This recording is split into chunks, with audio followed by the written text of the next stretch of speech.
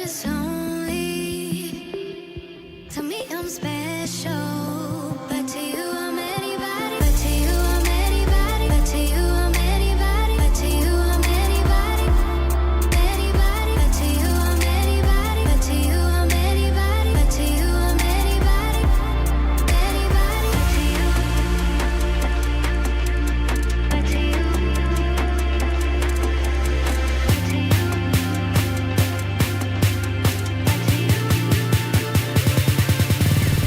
To you, I'm anybody. To you, I'm anybody. To you, I'm anybody. Anybody. To you, I'm anybody. To you, I'm anybody. To you, I'm anybody. Anybody. To you. To you.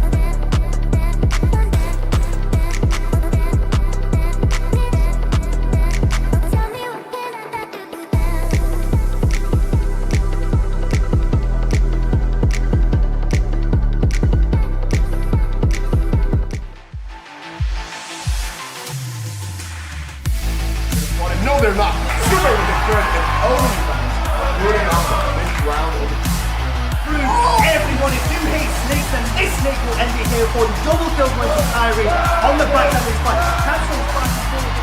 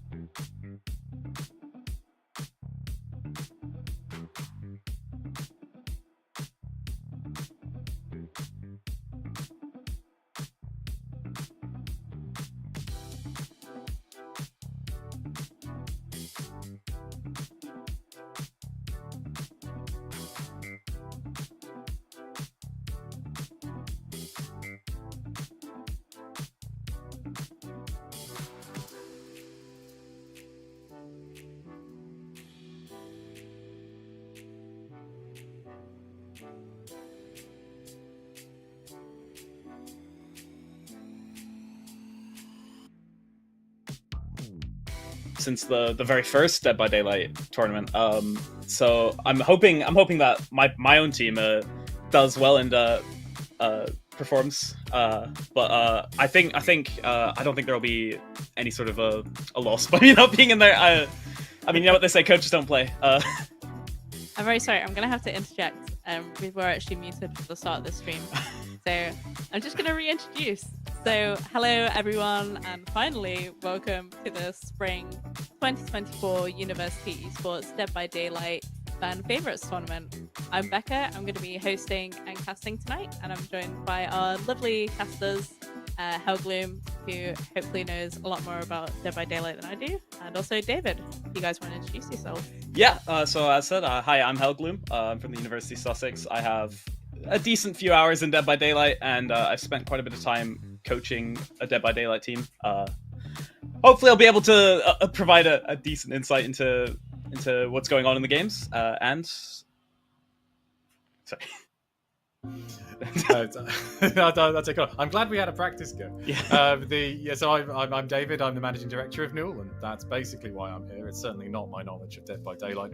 I have watched a lot of people playing Dead by Daylight, but not quite understood what's going on. So I'm probably going to be asking a lot of very dense questions during this. But I'm very hyped about watching this community tournament tonight. See, I'm like an outcast here because I've played like 5 games of Dead by Daylight, but I really like Texas Chainsaw Massacre, so I'm kind of hoping that can like carry me through. But even then, I only really played the killer on that, so we'll see how this goes. So just to explain tonight, so it's gonna be 6 rounds of round robin that we're watching these teams compete on. So Hellgloom, are there any teams that you think in particular we should be looking out for? Absolutely. So the Trapper Mains, which is a team from both the University of Birmingham and LSE, I believe last time they didn't lose a single round, and they only lost a single point in the entire tournament last time, and that was just because of a disconnect. They were already actually at the exit gate, so they were ready to escape, and there was a disconnect at the end, unfortunately. So I think they're gonna bring a lot of power to this tournament, and they're definitely the team to look out for. Okay. Sorry, Becca. Sorry. No, you go. I don't want to steal your job. No. I was just gonna segue on. So if you have another point, go for it. I was going to ask, Hellgrim, you mentioned that you do coaching. Is that coaching in Dead by Daylight? Is that a thing?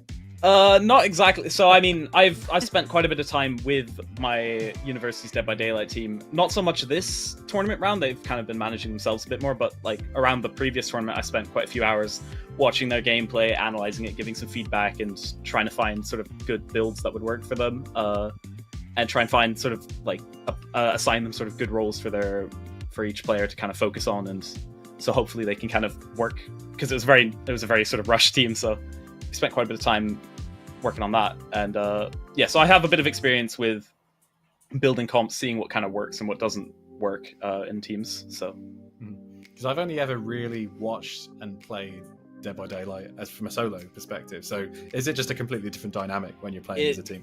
Is so different because when you're in a call with other people, you can communicate so much more information, and it's so valuable. You can tell like immediately when the killer is about to like, or has left you in a chase, or if you're looping them somewhere, you can tell your teammates exactly where you are. And they've actually devised sort of like a system where you could use sort of like the 12 hands on a clock to locate positions in the map, and people will communicate their position based off of that, so that the person who's running the killer and distracting them stays away from the people who are doing those generators and getting the objectives done.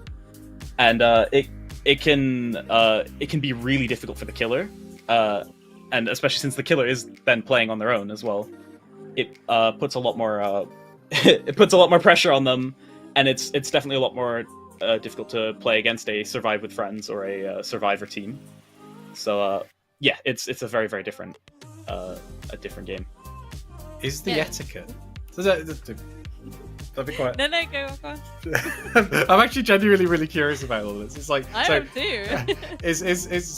Is the etiquette different for a killer in like an organized play like this? So obviously, like in a regular game, like things like tunneling and stuff, it's like you don't want to do that. But like, what about when you're in like a competitive tournament? In a competitive tournament, tunneling is actually probably one of the best strategies. Getting that first player out, getting those points, and also then you have, instead of having 4 people who are spreading that sort of pressure against you in terms of time, there's now only 3 people. One person has to run that killer, 2 people then have to work at generators. It's much easier to then get that person who's running the killer, and then there's only one person to run the killer, and the other one has to go for the rescue. Or if you then, it's much easier to just focus like people out, and then once you've got 1 or 2 people out, it's quite easy to clean up the rest of them. So yeah, I would say tunneling, it's not, I wouldn't say it's considered as toxic in a tournament sort of base setup. I mean, no one likes being tunneled. It's not fun for the player, but if that's what you got to do to win, you got to do it. But at the same time, there's also a lot of strategies that survivors can implement, sort of with a lot of different, because there's so many perks in the game. There's so many different like builds you can have that all relate to different strategies, and so the survivors can also do a lot to counter those killers. And there's also a bunch of perks that are designed to stop tunneling, such as like borrowed time off the record. I have to remember them all. There's a lot of perks. But yeah, they're all like, there's a balance to it. And I know that last time, especially, we've seen both survivor teams and killer players succeed incredibly well in the tournament. So I would say, yeah, you'll see a lot of toxicity, but it's not really. It's just the way the game is played.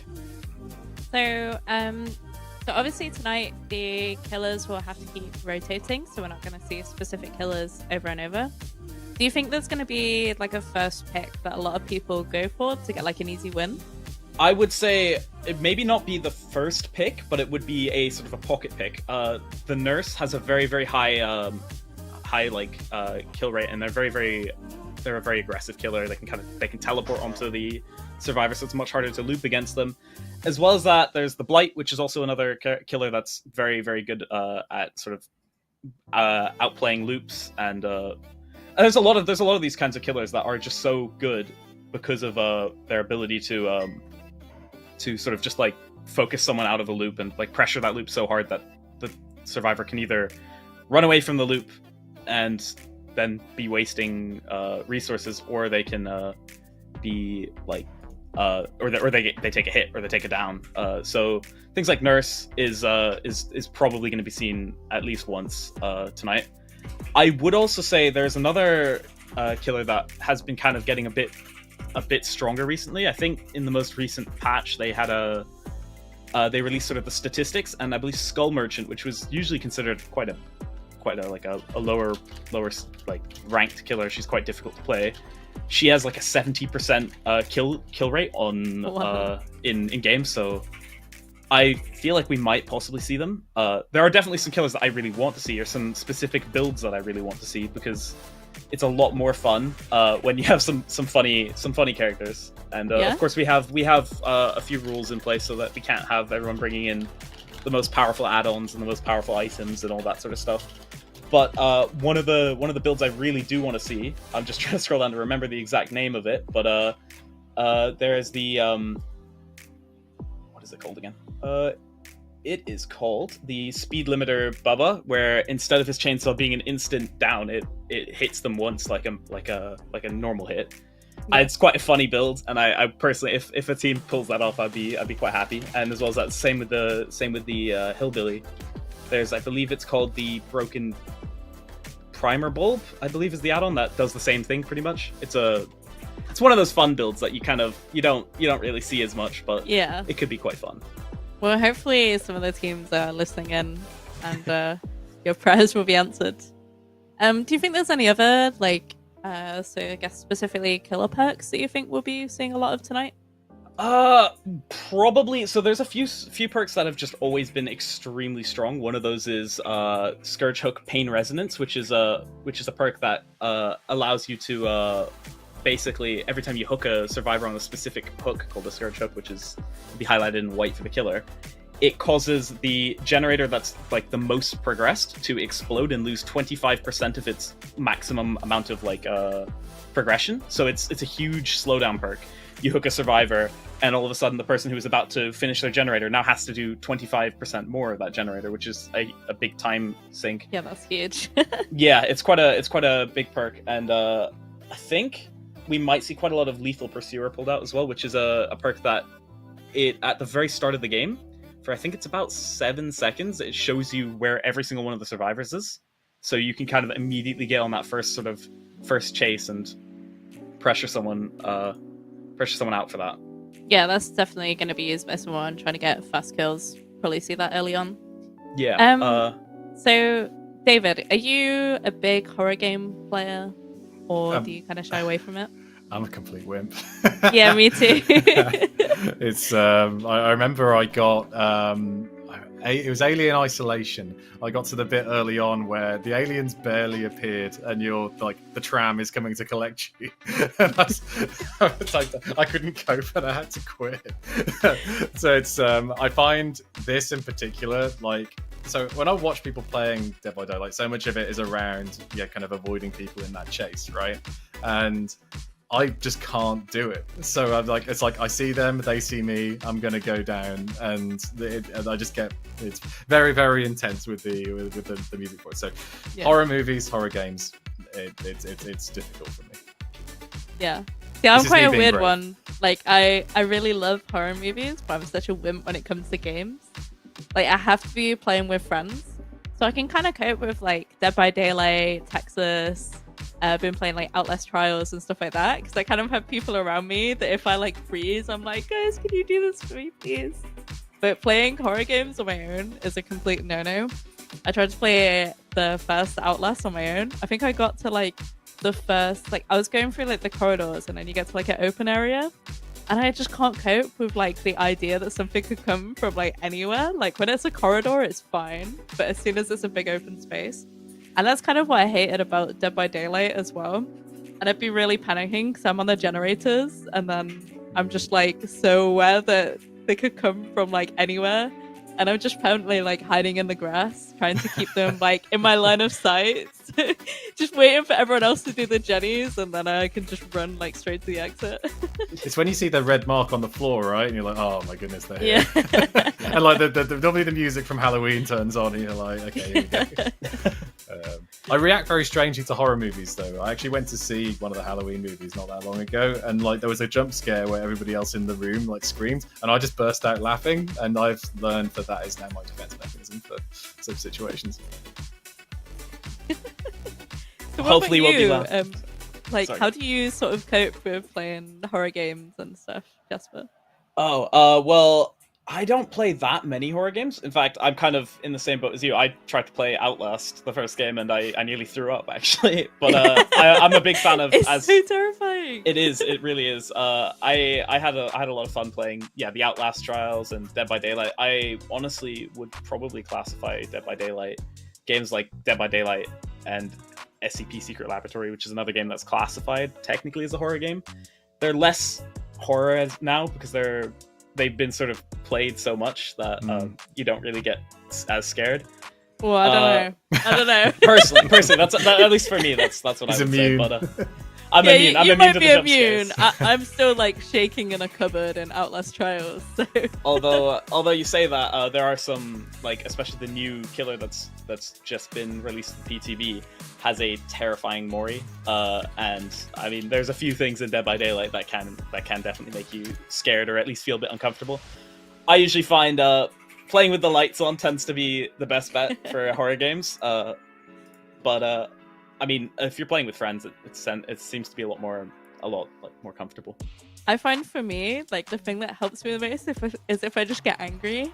Like, that anger overpowers the fear. So instead I'm just like, oh my god, get out of my way. This is so annoying. Instead of like, oh, I'm gonna die. It's your fight or flight mechanism kicking in, and you're all out of flight. Yeah, I'm gonna turn on fight. Like, it's just something about being helpless. Like, if I have a gun in my hand, like, I'm okay. But when I don't, like, I'm gonna still be in that, like, mode. I feel like you'd take a decisive strike in Dead by Daylight. I feel like that's a perk you'd probably run. Yeah. It's the perk where you stab them in the shoulder when they try to pick you up and you run away. Yeah. So. Nice. This is exactly why I prefer playing killer. Like, I don't need to be scared of it. Although I do still get jump scared sometimes, like when you're not expecting people and pop out of nowhere. But that, that's probably just because I'm a wimp. But yeah, I don't know. I just maybe it's like weird, but I just find it really, really fun to like put people down. Like, you gotta try and get into, like, you gotta try and psych them out, I don't know. We're learning something about you here, Becca. Yeah, maybe I'm just like a psychopath, but I'm gonna lock my the thrill doors of the tonight. hunt. Isn't it a problem though, right? Like you're playing as the survivor, and it seems like they're just completely omnipotent, right? The killer can do anything; they're just always there. And then you play as the killer, and suddenly it's like I'm just being trolled by the survivors left and right. It's like, wait a minute, none of these powers work like they're supposed to. Like, it must be rigged. Yeah. That has just reminded me of something I definitely want to see tonight from a survivor team. If any of the survivors are listening, I need to see a killer get hold. It's that's for people who don't play the game. It's when the killer sort of like leans back to do a sort of a charged attack where they swing further forwards and they move in a bit of a shorter distance, and the survivor just moves around sort of like a hole in the floor, and the killer just falls straight into the hole. I need to see that. We need to see that tonight. That'd be good. So I'm not asking this because of personal experience, I swear. But if you're the killer and you're chasing somebody and they're just leading you around in circles and you can't catch up with them and they're basically mocking you, like, what's the strategy to stop that from happening? Find someone else to tunnel out of the game. Okay. Well, that too. But oftentimes, if a chase is just not leading anywhere, you need to find the weaker link in the team, and so. In that case, either they're using like abilities that require cooldowns, such as an exhaustion perk, in which case, once you've waited that out, you'll eventually get what's called bloodlust, and it's where you move much faster, and you might be able to catch up with them that way. Or if they're just running and they're like throwing down the pallets and then just running and then throwing down the pallet, you're effectively wasting resources of theirs. They have limited pallets in the game, so that's not a bad thing to be doing, but ultimately, if a survivor is just running you around the same sort of like tile continuously, and you're losing out on generators, it might be better to find someone else to pressure, who maybe isn't as good at running the killer. And then once you've tunneled them out of the game, the person who was usually sitting on the generators is now no longer on the generators, and they have a lot slower of a progress. And also, I'm definitely also not asking from personal experience. Does it ever make sense to hide in the cupboards? There's a few times where it would make sense, such as, for example, if the killer has the perk Barbecue and Chili, which is a perk where when he hooks a survivor, it shows it's his great name. It's from Texas Chainsaw Massacre. It's from Bubba, but it's one of his perks. But basically, when you hook the survivor, it shows the aura of all the players who are a certain distance away from you. But if you hide in that locker, they won't see you. Also, there's a few other perks like Head On, which I feel like is becoming more meta now. It's a perk where you sit in the locker for I think it's 3 seconds, and then when the killer comes past, you can jump out of the locker and stun the killer.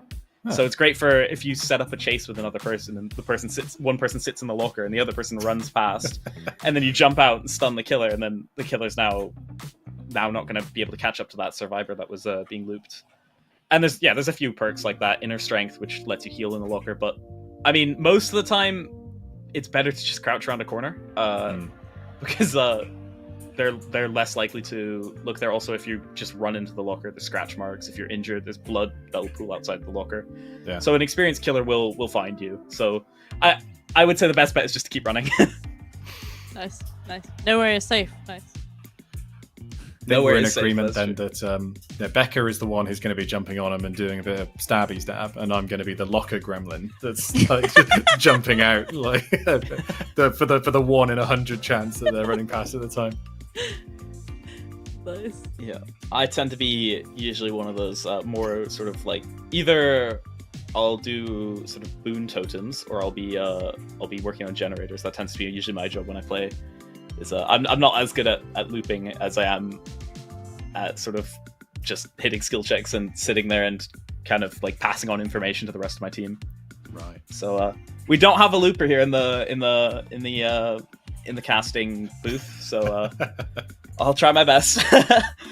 That's actually the secret surprise. The final game is actually us. Oh, just jumping in. Oh, God. Oh, no. I'm gonna be outed as a fraud here.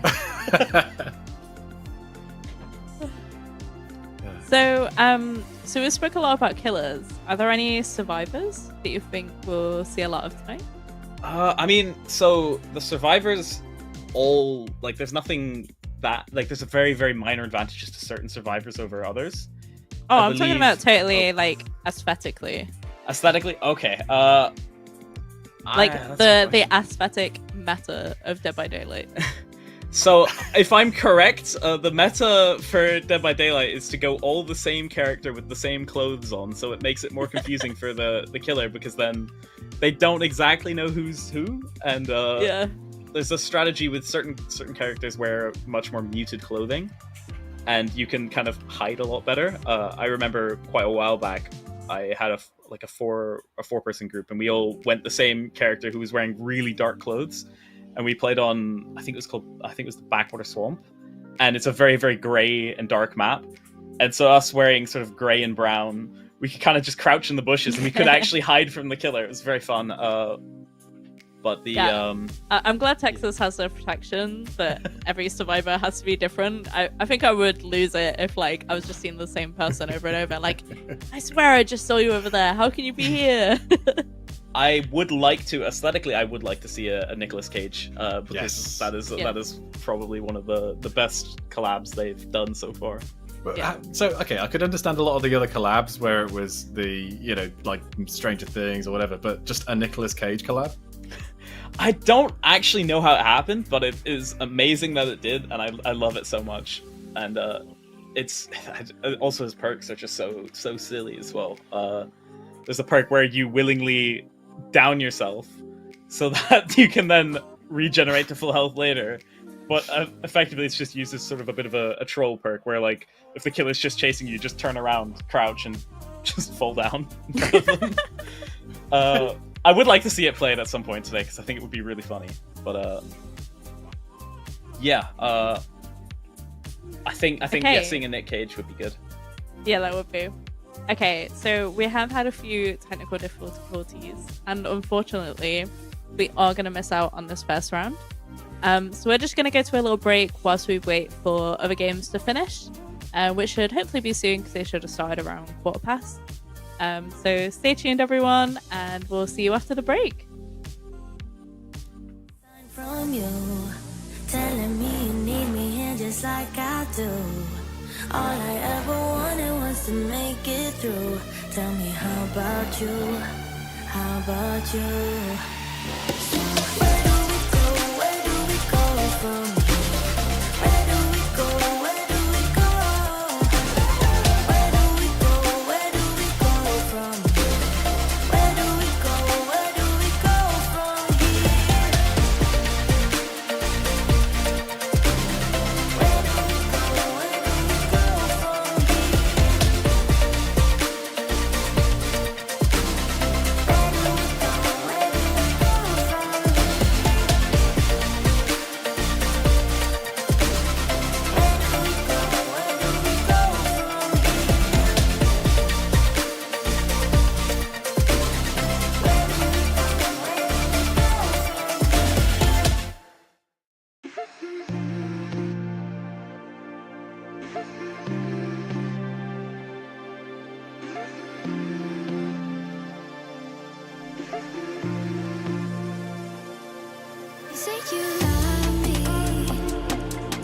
you're thinking of me, but you're just lonely.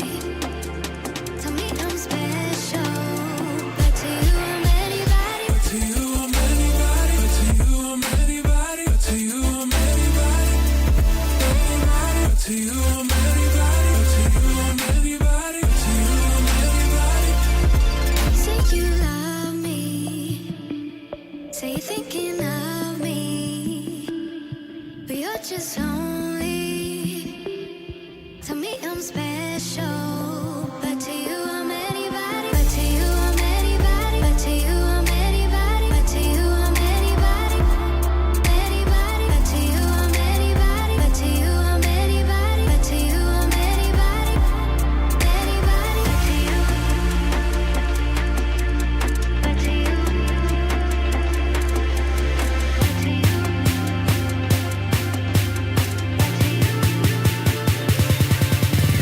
But to you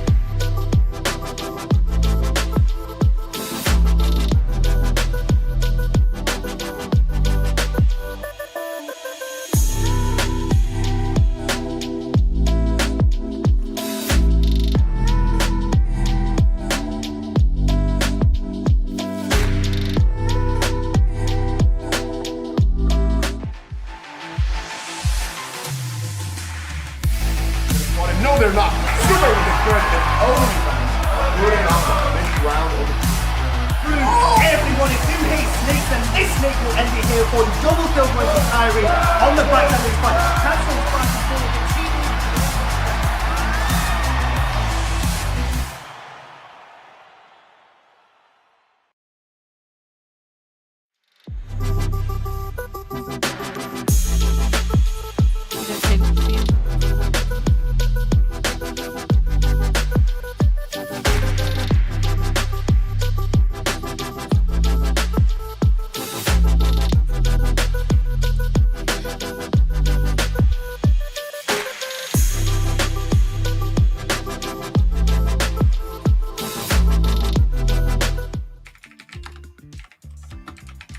Hello and welcome back to the Spring 2024 University Esports Dead by Daylight University Tournament.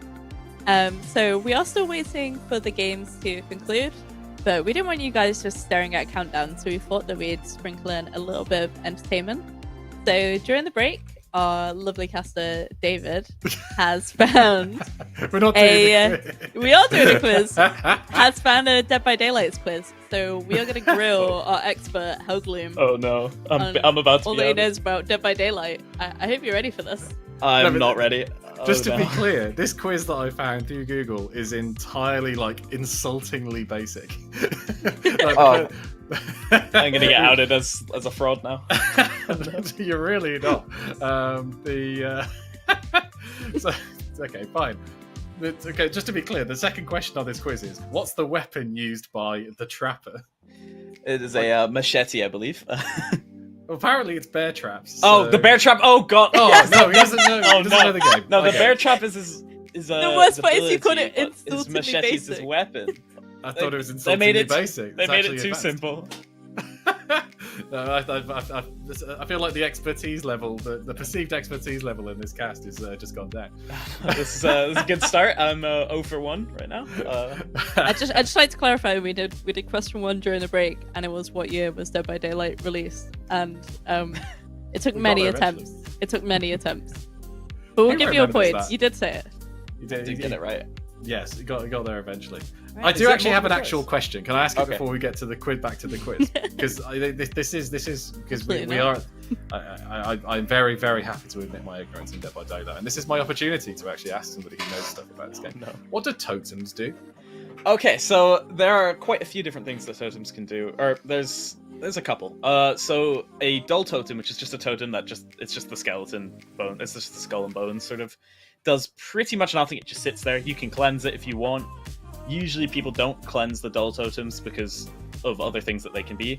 And then there's what the killers can do to it and what the survivors can do to it. So a survivor can either bless, or they can what's the word again?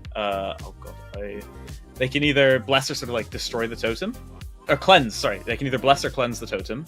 By cleansing the totem, they destroy it, and some other things that the killer can do can then be countered by that. Or they can bring along a perk such as Boon Circle of Healing, which is where they bless this totem and it gives an area of effect sort of passive ability to the survivors. So, for example, Circle of Healing allows survivors to heal themselves within the area. There's I think Shadow Step. I think it removes scratch marks, and there's a bunch of these things. The killer can then come along and snuff out the boon sort of totem and just return it back to a dull totem. And the killer can use hex perks, which turn the dull totem into a hex totem. Stuff like, for example, Hex Ruin, which adds a slowdown to all the generators. As soon as you let go of it, it starts regressing. There's stacking sort of perks like Hex Devour Hope, where every time you hook someone and then they get unhooked when you're far enough away from them, it gives you a stack, and at 3 stacks you have you can insta down people, and at 5 stacks you can mori them. And so there's a bunch of those kinds of totems that you can then use. There's other totems like Hex No One Escapes Death, where once the generators have all been powered and the exit gates are able to be opened, it activates and it allows you to insta down people. But if they find your Hex totem, they can cleanse it and remove that. So they're sort of it's almost like having a glass cannon in other games, where you have a very powerful perk but it has a very, very big weakness in the fact that you can lose that perk permanently by someone just cleansing that totem. And usually the reason people don't cleanse those totems is because there's another perk called I believe it's called Hex Pentimento. Is that the one I'm thinking of? Where once all 5 totems have been cleansed, because there's 5 totems in the game, there are 5 totems spawn in every single map, and they can either be hex totems or they can be dull totems depending on what perks you have.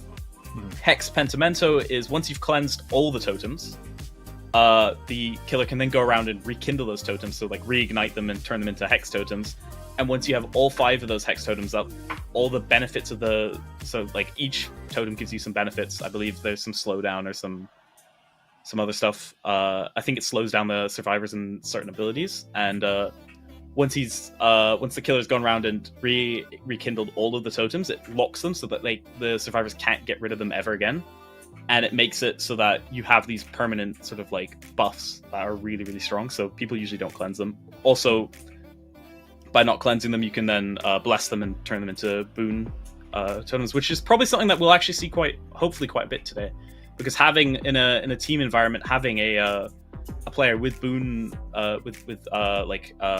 boon totem perks allows them to sort of set up an area that's almost like a safe space for the survivors, and it's also kind of like a beacon. You can kind of locate it you can see it throughout the map because it's got an aura, and it just makes it gives you like almost like a home field advantage in an area with some of the perks.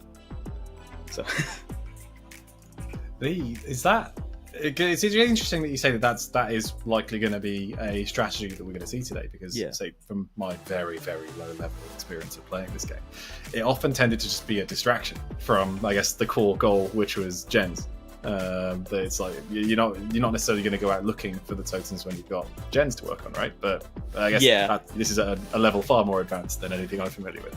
Because boons were much more, well, I say much more recently. They were back when I played frequently. They were very recently introduced. Mm-hmm. Before that, the only thing that there could be is hex totems and hex Noed, which only appears. No one escapes death which only appears at the end of the game. There was actually quite a good strategy or it wasn't a good strategy, but if you had the time and you're up against a killer that didn't seem very strong, oftentimes you get this feeling they're a Noed killer. Let's cleanse all the totems before we finish the last generator. And then, because there's no totems, no dull totems, the Hex Noed totem can't actually ignite, so their perk is basically disabled before it even gets used.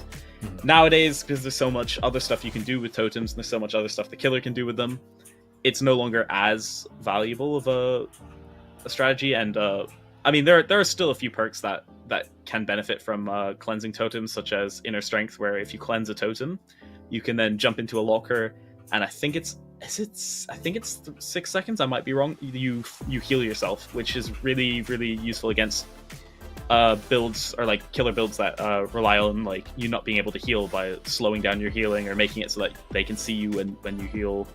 So having an ability that lets you self-heal, but it's not counted as a healing action, so it doesn't reveal you or slow you down or anything, that can be quite beneficial, but that's not a very commonly used perk unless I'm playing with you. That's it's one of my favorite perks to bring, even though it's pretty useless or it's not useless, but it's not as good as other perks. But I play for fun, so. Okay, so I think it's time to go on to that quiz. Oh no. Here we go. Remember how I said this was insultingly basic? No. I scrolled down because I was no. I felt like even I knew that the trapper was the one who had the snappy snap, because I'm like, that's the snappy snap. Yeah, I got caught in it, so I'm like, that's all I ever knew it as. But like, okay, this is a okay. Which character had once received an athletic scholarship to college? Oh, this is gonna be hard. This is now getting into lore, and I'm not sure if does it have multiple choice, or is it a... I mean, it does, but I don't know if I want to give it to you. I think I might need that. There's been a lot of characters added to the game. I might need that one. Also, I don't even know if it's a killer. Fine. Okay. So the 4 options are Laurie Strode, Meg Thomas, Adam Francis, and Nancy Wheeler. Locking in Meg Thomas there. Locking in Meg Thomas. Becca, what do you think? As a proficient Dead by Daylight player yourself. Meg Thomas. Yes. I should have realized that earlier, because I mean her perks are all based around being a fast runner, sprint burst, adrenaline, and I think Quick and Quiet is more of like an agility-based sort of perk as well. So all of her perks kind of do sort of fit that sort of a box. So I should have probably guessed that. I also just want to give you some props for segueing nicely into something that's actually relevant for this broadcast. But you're correct. The answer is Meg Thomas. Yes. As I'm sure everybody who's watching this. We're such a good team. Yeah, Right. make all this. The one that I actually am a big fan of Stranger Things. Don't know if you guys like Stranger Things as well. That's probably the one horror thing that I can tolerate because it's all like 80s and synthwave and stuff. Yeah. And, that's a millennial thing that I'm a big fan of. But I know that she did not have an athletics scholarship. She is also the character I main in Dead by Daylight. I do. Oh, really? Nancy Wheeler. I'm a Nancy main. Yeah. Well, why is that? I just like her perks. It was actually that perk I was talking about earlier, the one where you cleanse a totem and you can heal in a locker. That's inner strength. That's a Nancy perk, and it has always been one of my favorite perks to run, even though it's really useless and people get really annoyed at me for cleansing totems instead of doing generators. But it's good fun. Because what can the Demogorgon do then? He is probably one of my favorite killers. He does so. He can. I'm not much of a killer player myself. I'm much more of a survivor player. So I only know sort of from the position of or point of view of a survivor what he does. But he can kind of when he uses his ability, he can sort of leap very far with his ability. I think he can break through pallets with that as well, or like destroyable objects. And so he has like a huge range on his jumps, and he can also place down these portals that allow him to teleport from one portal to another really quickly. So he can set up really good sort of like traps around, for example, basement. If he gets a hook into the basement, he can set up a portal right there.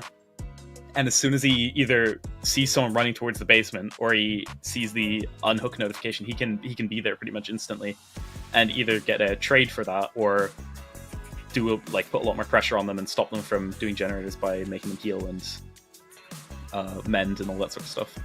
Nice. So they have really leaned into the lore, with all this stuff. Then, so on that topic, because I only discovered that Nicolas Cage was a character in this game very recently. Like, how is that in any way related to him in terms of what he's able to do? I might be able to, if you give me a second, I can. I will pull up the lore. Let me find that lore. Where is Nicolas Cage? Okay, so Nicolas Cage found a last script, and he found a script. He was given a script to perform a new movie or something, and he was very, very transfixed by it. It was almost like magical that he was kind of transfixed, and he immediately agreed to take part in this movie, and then eventually he goes to this.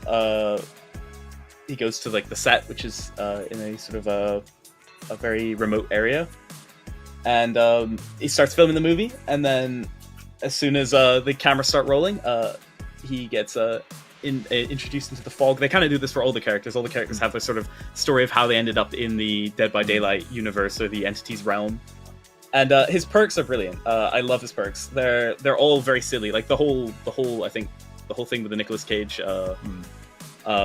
DLC was that it was supposed to be quite silly and quite funny. So he has 3 perks: Dramaturgy, Plot Twist, and Scene Partner. Dramaturgy allows you to run with high knees for 0.5 seconds when pressing the active ability button, and it gives you 25% haste, and you either then get exposed, which means that you are instant downable, so like you can only get hit once before you go down. It's kind of like, this one's kind of like more like a roll of the dice. It's sort of like you can either get a really unlucky effect or a really good effect. So either you get exposed, you extend the duration of that speed buff by 2 seconds, you scream, you could pick up you get a random item with a random selection of add-ons, which could be quite good. And you can't have the same effect happen twice in a row, and it causes you to become exhausted. So that's one of the status effects that stops you from using it again for about 40 seconds of not running. So it's quite a fun perk. It's like it's the equivalent of gambling in Dead by Daylight, I think, where you could either have something really good happen or something really bad happen, and Yeah, you can find that out. And then plot twist is the one I think I was explaining it very early on, where when you're injured, you can crouch, use the ability button to go down, and then once you fully recover, it fully heals you. So it's often used more as a bit of like a funny perk. So you kind of like go down in front of the killer or something like that. And then scene partner, when you're inside the terror radius of the killer, so when you hear the heartbeat and stuff, if you look at the killer, it causes you to scream, and it reveals the killer's aura for 5 seconds. So basically, you're revealing yourself and making the killer reveal themselves. And then there's a 50% chance that you'll scream again, and that extends the aura reading or aura reveal for like another 2 seconds. It's another silly perk. It's not a very viable perk. It's definitely not meta, but it's funny, and I think that was the main part of this, is just to have a bit of fun. Imagine playing games for fun. Yeah, who could ever do that? This is esports. I play PC building simulator very seriously.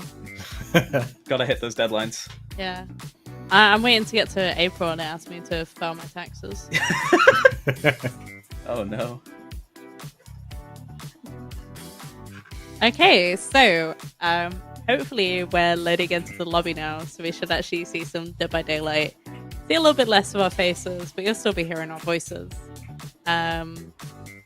So if I'm right, we should be loading in a few seconds.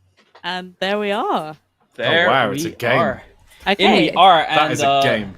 So we are watching Green Envelopes versus Trapper Mains. So Green Envelopes have supplied the killer, and Trapper Mains are the survivors. So so I mean, we can take a look at the builds here a little bit very quickly. It looks like the killer is, I believe that is the knight there. The current survivor we're watching, Claudette, is using the perks off the record for when they get hooked. When they get unhooked from their first hook, they can for I think it's 120 seconds. If they get hit, they get broken instead of downed if they're injured. So it's a perk that really allows them to sort of like not get tunneled. They're also, I think we're kind of swapping between the survivors, so I can kind of try and talk about all the perks. So Meg here has for the people, which when Meg is full health can instantly increase up the health state of another survivor, pretty much instantly. So if they're down on the ground, it can basically, you trade one of your health states for theirs. Sprint Burst, which is an exhaustion perk which allows you to run very quickly. Decisive Strike, which is once you've been hooked, if you go down somewhat soon and the killer picks you back up, you have a skill check and you're able to then stab the killer in the shoulder, stunning him and letting you get back up and be free. And I believe the last perk was Buckle Up, which I think is a wiggle perk, if I'm correct. I'm not exactly sure. And once again, we got another player with Off the Record. It's a really good anti-tunnel perk. Prove Thyself, which allows them to do generators much quicker when they have more people on the generator. Sprint Burst and Adrenaline, which is the perk which gives you effectively another sprint burst when all the generators are complete, and it also heals you 1 health state up. Looks like we have got some. I'm trying to figure out what. Who's getting I got chased? a question. Yeah, go for it. When you're playing this, do you normally go for the great skill checks or just the good skill checks? I would always, once you've played the game a little bit, the great skill checks aren't that difficult to hit, and I would usually aim for like the second half of them. So if you miss it, you don't explode the generator. Yeah. You just hit a good skill check. I would always aim for them. Now looking at Turdug here, who is injured, looks like they are building. They're trying not to go down first because they have the perk. I've completely forgotten the name of the perk. Deliverance, where it allows you to unhook if you're not the first person to get hooked, I think, or like when you save someone off the hook, you can then unhook yourself if you're on your first hook state. But because they've now been hooked first, the knight has accidentally thrown one of Claudette's perks out of the game here, because Deliverance only works if you've unhooked someone safely from your if it's your first if you haven't been hooked before.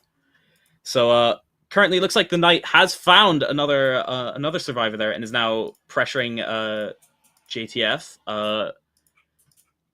The knight's ability is a bit interesting. So it's it has it's a bit complicated. So basically, the knight has three different sort of like guards almost that it can use, and each of them has different. But if you can see there on the screen, you can see the part of the audio is just kicked in for me. Yes. You can see how it has like a second character appear, and all three of them have different sort of like speeds and like rates at which they do stuff. Oh, this is very distracting with the audio all of a sudden. But yeah, so the knight basically can summon like an ally to help either attack or pressure another survivor, and they can do all sorts of things like break pallets, they can kick generators, they can hit other players. So you can effectively chase two people at once, but the only catch is that the ghost sort of has to see the survivor, and the killer can't get too far away from them.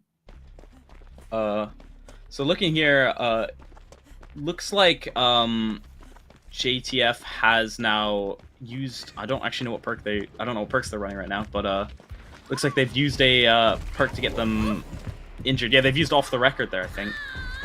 Or I'm actually very confused. With two generators left, is it probably fair to say that the survivors are on top here? Survivors are doing very well here. 3 generators for 2 hooks is really, really good, and they're looking very strong. It's a lot of time pressure against the killer. I would like to take a look at the killer's perk to figure out. Yeah, 1 generator now. I'd like to take a look at the killer's perks just to see what kind of an idea. Oh, and there's the final generator done. Unfortunately, I think because I think some of them are broken, they might not have had their adrenaline kick in. But it looks like Mordo is going to go down here in the corner, and the killer might be able to secure 1 kill.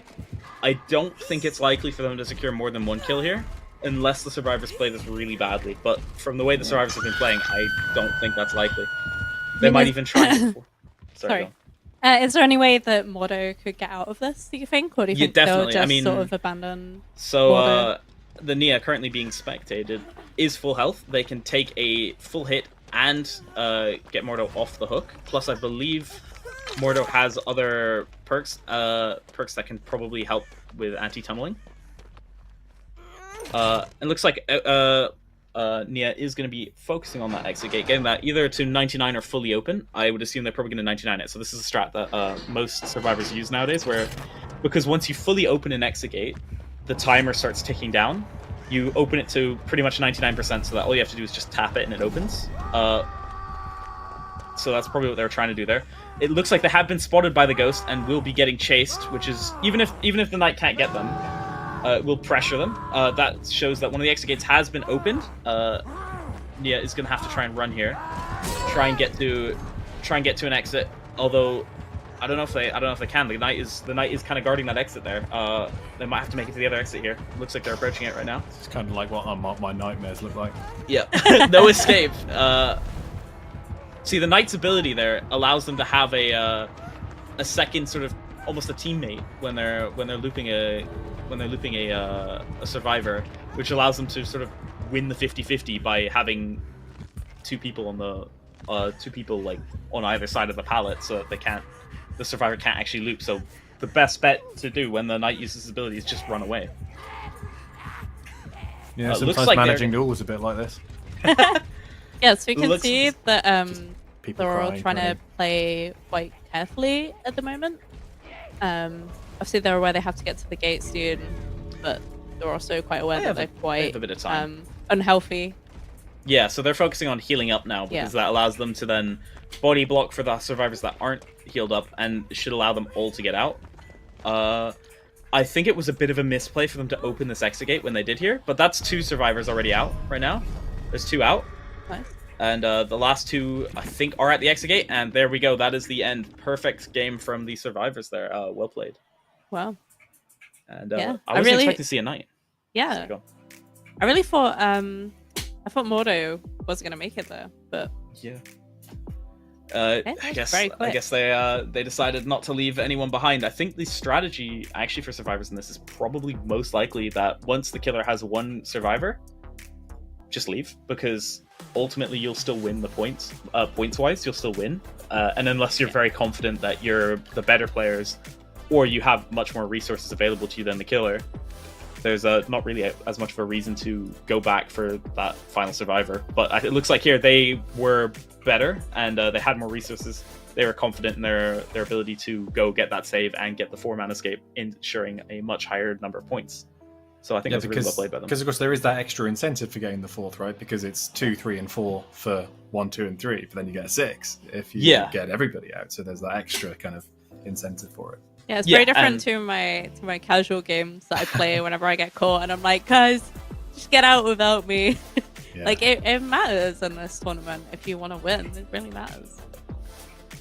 Yeah, I think they played that. I mean, I couldn't see any sort of like major misplay, so I think they played really well. The killer, I honestly I didn't really get to watch a lot of the killer, but I think they tried their best, and I think maybe it might just be that the knight is not their best killer. I know that you have to kind of balance out what killers you can play versus what killers you're good at, because of the limit of only playing one killer once per the whole tournament. So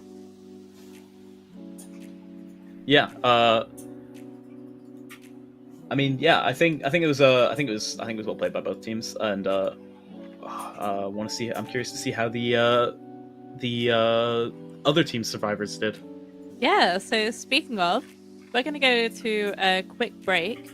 And we'll be back after the break with the 3rd round, and check out the scores that will be live updating during the break as well. Okay, we'll see you in a few minutes.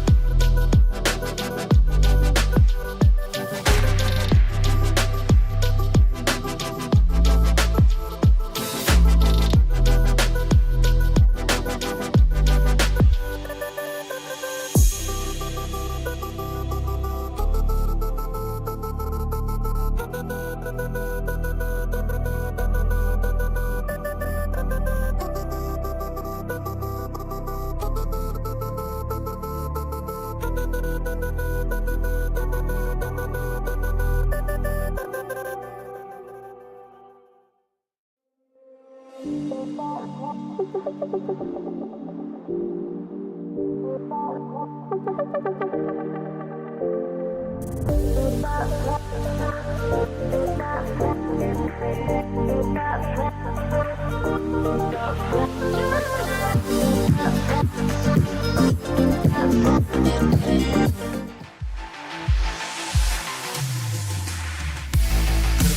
they're not.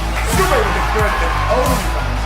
We're in on this round of Everyone, if you hate snakes, then this snake will end it here for the double kill going to Kyrie on the backside of this fight. Cancel fast and forward.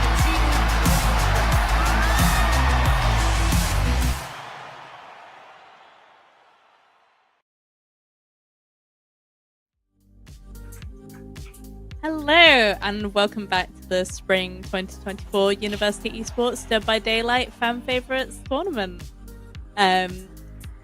So we just watched a very fast but exciting round 2.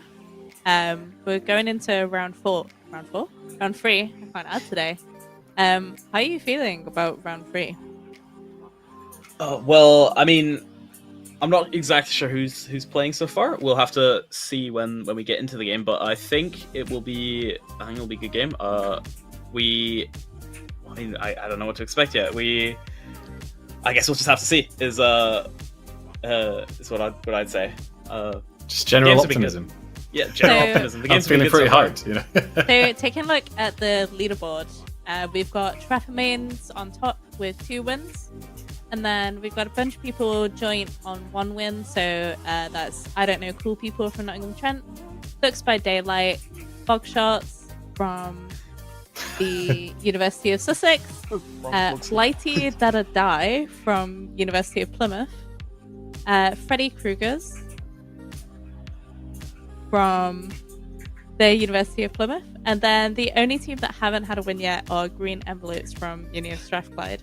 So, are you surprised by these results, or are they pretty on par with what you were thinking? I think so far they're pretty much on par. I mean, I don't think the Green Envelopes team, I don't think they played last time, so I don't really know what to expect out of them. But I can definitely see the Trapper Mains being up on top. That is definitely where they belong, and Yeah. I never doubted that for a second. I And don't it know, looks I'm still kind of hoping for like an underdog story there, you know? I don't want to see the Yeah. Trapper Mains win twice. Like, I want to see someone mix it up and challenge them. It would be very cool, and it would be I imagine it would be a great game of Dead by Daylight to watch. I think we are probably going to go see see Freddy Krueger's Dream Team on Survivor, which is, I believe, one of the other sort of top teams. So I guess we'll have to see how they perform and if they can maybe get an edge over Trapper Mains at some point, because that would be quite exciting to see. So I was doing some research during the break, and while I was thinking of quiz questions / Googling quiz questions, and I found that there is a dating sim for this game. Yes. Did you know this, Becca? Oh my god, no. Well, It the is, quiz question is, something what's it else. called? What is the title of this dating? I'm like, I haven't played it, but is it Hooked on You? It's Is that what Hooked it- on You. See, Yes. says he hasn't played Amazing. it. For, I haven't played it. yeah. No, it is brilliant. I love how sort of humorous behavior is, and they're so happy to just make mass murderers and psychopaths into a dating simulator. It's actually just Just an average experience on Tinder. It's just fascinating though. Like I think all the collabs as well that they've done. Like every time they announce a new one, I'm like, how on earth have they convinced them to like let their IP be used? Who is their partnerships manager? Yeah. They've been fighting for quite a few of these IPs for quite a while. I mean, I know there's a big one that they really wanted was Friday the 13th, but because there was that game that came out for Friday the 13th, they didn't really want to give it. There was a bunch of issues with sort of getting that deal. And I think they're still probably fighting for it. I mean, he's one of the classic slashers. They've been kind of just trying to collect as many sort of horror characters as possible. There's been so many different collabs, and like there's so many more coming, and it's very exciting. Also, they're independent ones, so that they've made without any sort of a collaboration have been brilliant. Especially like their most recent one, The Unknown, which is coming out, I think next week. Is a very, very cool concept, and they have been behavior's been absolutely amazing with their sort of DLCs and their updates recently. So I'm sure there's even more amazing stuff coming. I'm still waiting for the Five Nights at Freddy's collaboration though. That would Yeah, that's long overdue. So what's the unknown based on? I think it's a unique or like a new like a completely new character. Right. The only reason I say that is because I know that there's. Do you see that thing in Glasgow where they had the Willy Wonka experience? Yes. Oh my god. Right. Well, one of the main characters that has come out of that is you've got like Meth Lab Oompa Loompa, and you've got someone who's like coming from behind a mirror, being like, "I am the unknown." And Oh that that guy. right? Yeah. Is that like the next? They've like the new Dead by Daylight collab is with some random Willy character from. That the would be Willy Wonka amazing. experience. That would be absolutely brilliant. But no, I think it's I think the story behind it is that it's supposed to be sort of like an amalgamation of all these sort of unknown like urban legends and mysteries all kind of combined together into sort of this one being. And it is a pretty sort of creepy looking, like really twisted, almost slightly humanoid. It's humanoid enough that like from a distance it would look like a human, but like his neck is like spun around multiple times, and his Mori is genuinely disturbing. I think I was mentioning that earlier. It's probably one of the like scariest or like most uncomfortable looking Moris in the game. And I think he also takes some inspiration from sort of like the idea of skinwalkers and that kind of stuff. Oh yeah, Which is pretty good. So yeah, I think I mean it's going to be very cool. He's that very sounds strong killer exciting. as well. He's also very I'm strong. a big like urban legends, like spooky story kind of person. Like, what I mean, I'm such a sucker for anything like that. So you just saying that is making me think like, maybe I should play Dead by Daylight like just for this. And then they whole won't last very Skinwalker long. But... thing, like, is such a like. I've seen documentaries about that, and that's like, ugh. Yeah. It gives me the willies, you know. Oh man, whenever I see videos, so Yeah. like people always say, oh my god, what is it called now? I can't think of it. The mountain range in America. The Rocky Mountains or No, Appalachia. that's Canada. Yeah, Sorry. Appalachia. Like there's so many. I see so many videos from there where people are like, "Oh, there was like a skinwalker in the woods," and it's just they're just chilling, like walking along, and then they hear "hello," and it's like the Yeah. scariest thing. Like I don't actually know what I'd do. I'd be so terrified. Like there's guides that are like, "Oh, you shouldn't interact with them." Like interact with them. I'd be running for my life. Like I don't think I'd stop running for like 3 days. Yeah, they do seem quite scary. I'm glad they aren't real. I mean, but, that'd be such a cool thing in like Dead by Daylight though. If It there would. was like a skinwalker where they kind of like look like a survivor.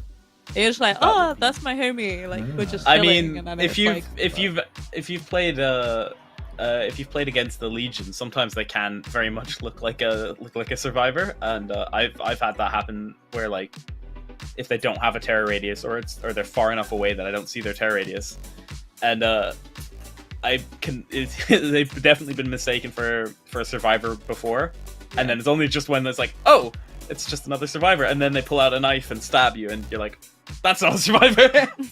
That's why- happened.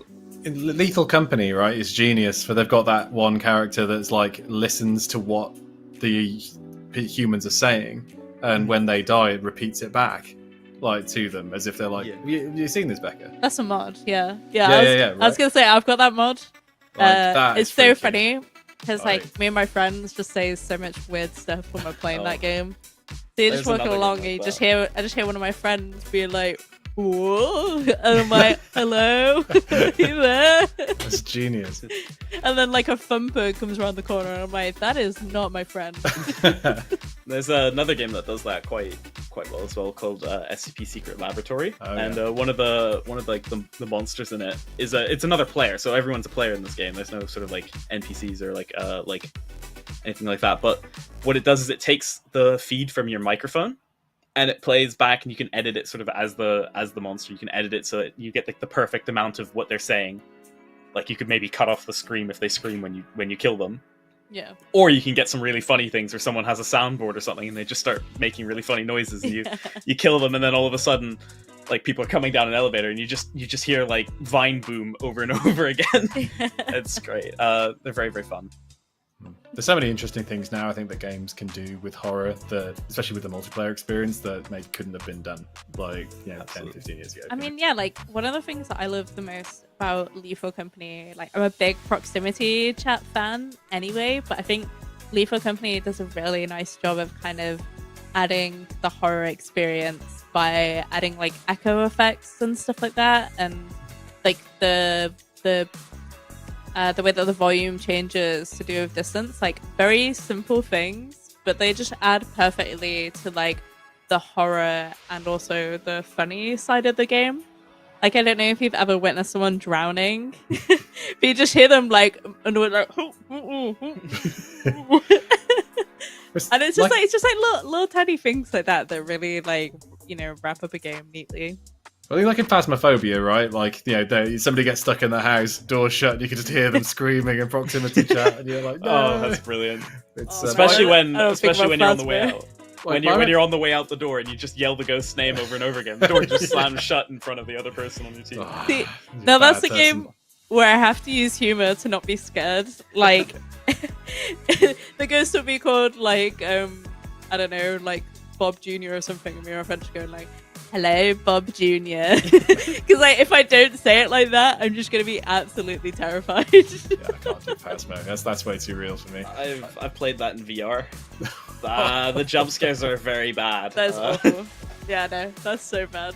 Do not And, like, recommend. I've actually never won a game of Phasmo. Like, I don't know if there's just like I'm just kind of stupid or something, but me and my friends could just never figure out what the spirit is.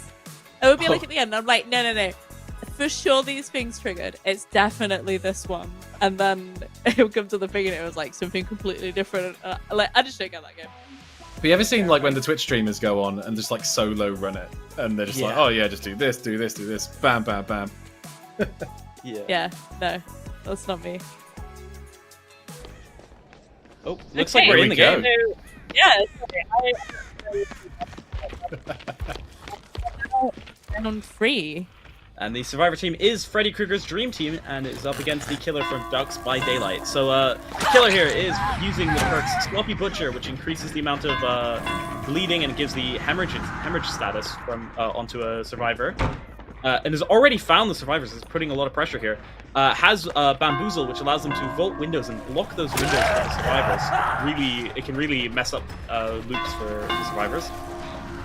They have, I believe is that Hex Ruin? I think that's Hex Ruin, which is one of those Hex perks that whenever a survivor is not on a generator, it starts aggressing people, and until they find that Hex, they will continue having that. And then the other perk there, I can't remember the exact name of it, but what it does and what just triggered there is it acts as sort of like a duplicate of Hex Ruin. So when they cleanse Hex Ruin, it's not actually Hex Ruin, they cleanse the duplicate version of it. And so now it's like a body double almost. So what does so for people that don't know, what does the bell ringing do?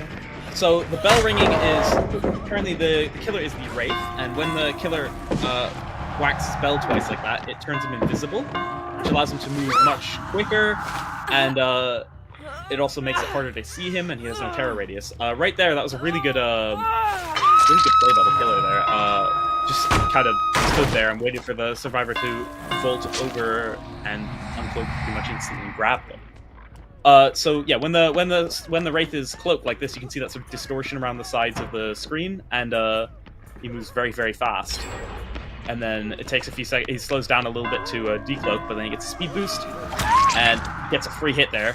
Very nice, like killer gameplay by the killer here. Has got a lot of pressure there as well. Two hooks. I think this is a killer that I'd be vested against that would absolutely freak me out. Like, they're just not knowing if they're walking up behind you or not.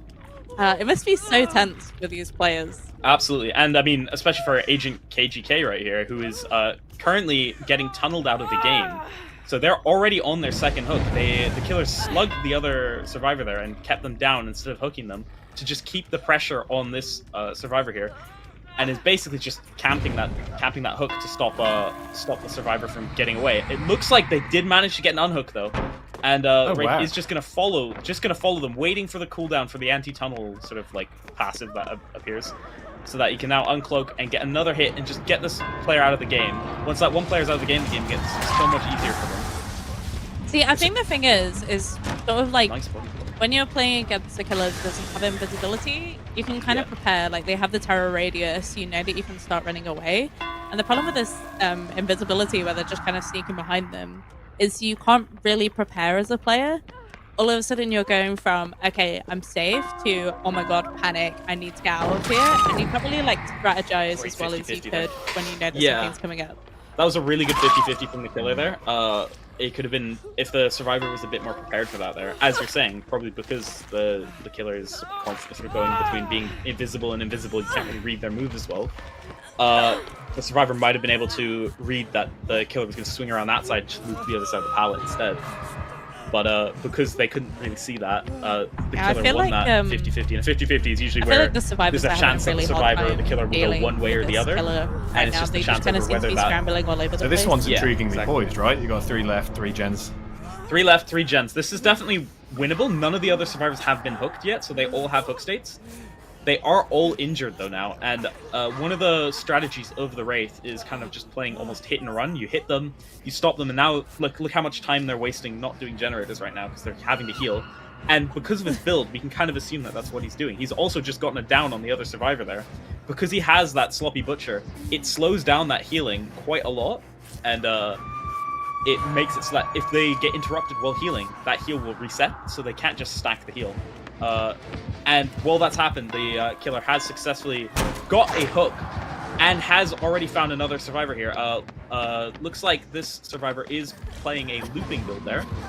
They both have live, which is a perk where when you bolt a window or a pallet while sprinting, it allows you to move much quicker, assuming you're not exhausted like this survivor is here. This survivor has also got Deliverance and has it already active, meaning that they can unhook themselves, which is a huge amount of sort of like pressure like it'll definitely weaken the Wraith's pressure.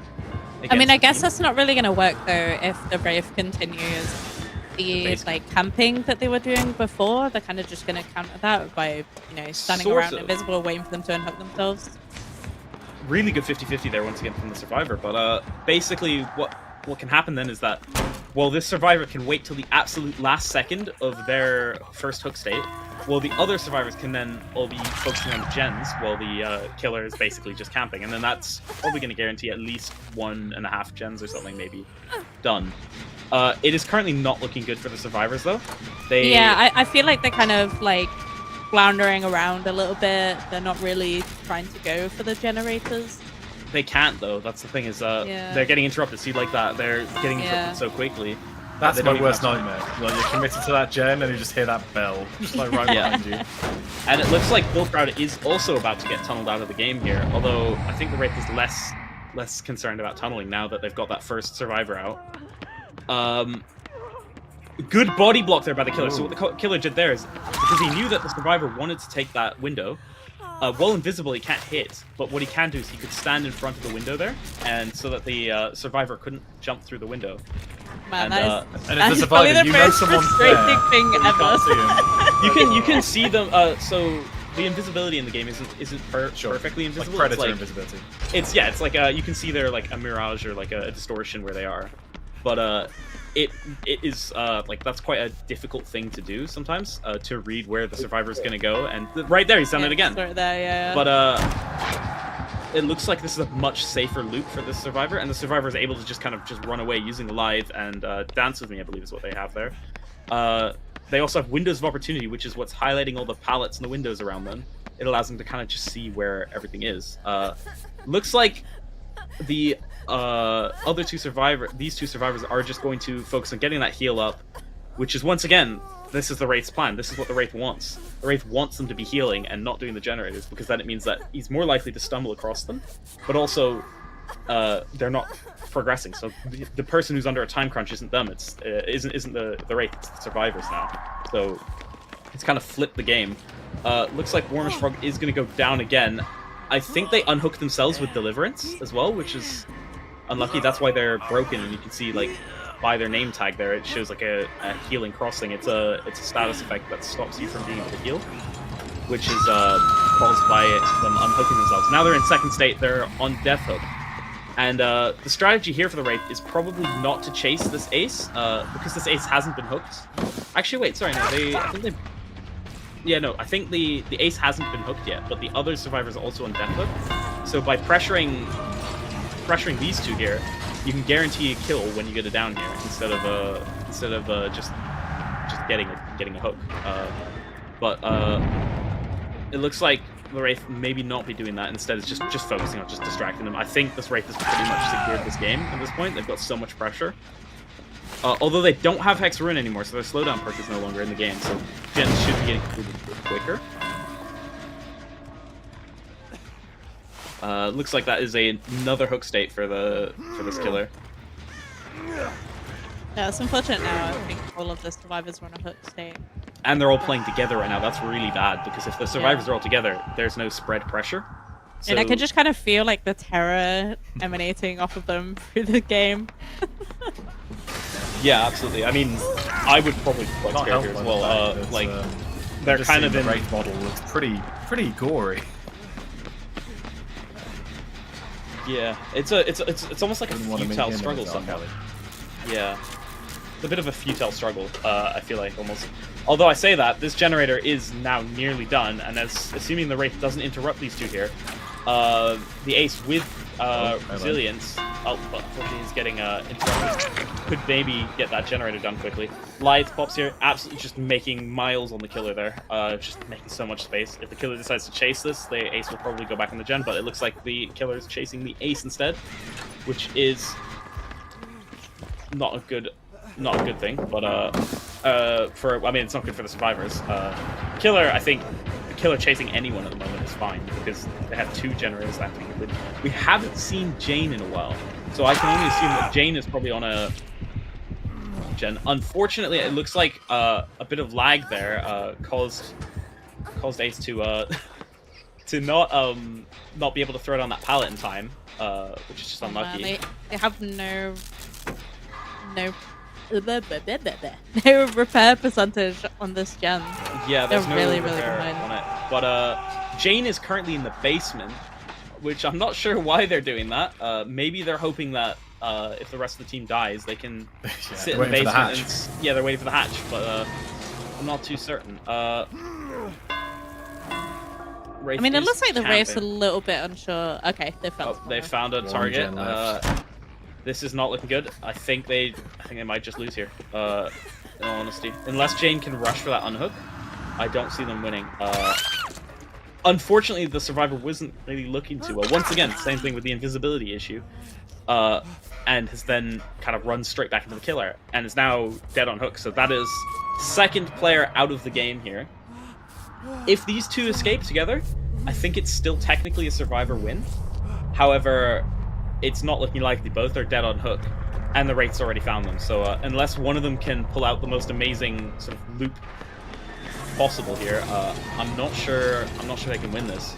Yeah, I mean, from Tibbo, we were seeing some really good dodges earlier, looping, but I think he's kind of lost that as the game sort of progressed. I just want to say that the survivors are playing well. It's just the killer's playing better. It's no one's playing badly. They're all good players. Yeah.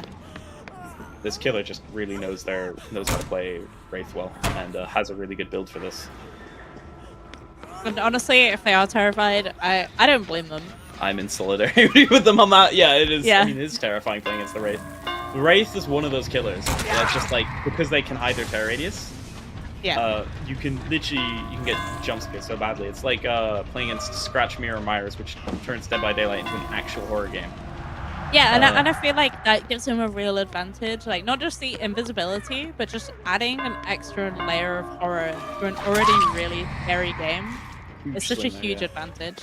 And I mean, like the killer's gonna know that as well. So I feel like that's gonna give them a big power boost, knowing that they're sort of like holding that over the survivors. would like Yeah. really Seeing help what's their happening confidence. right now is the killers decided not to hook that survivor because they know that the survivor who's currently on the floor, if they hook them, they're dead on hook. The hatch could spawn and the survivor could escape. So currently they're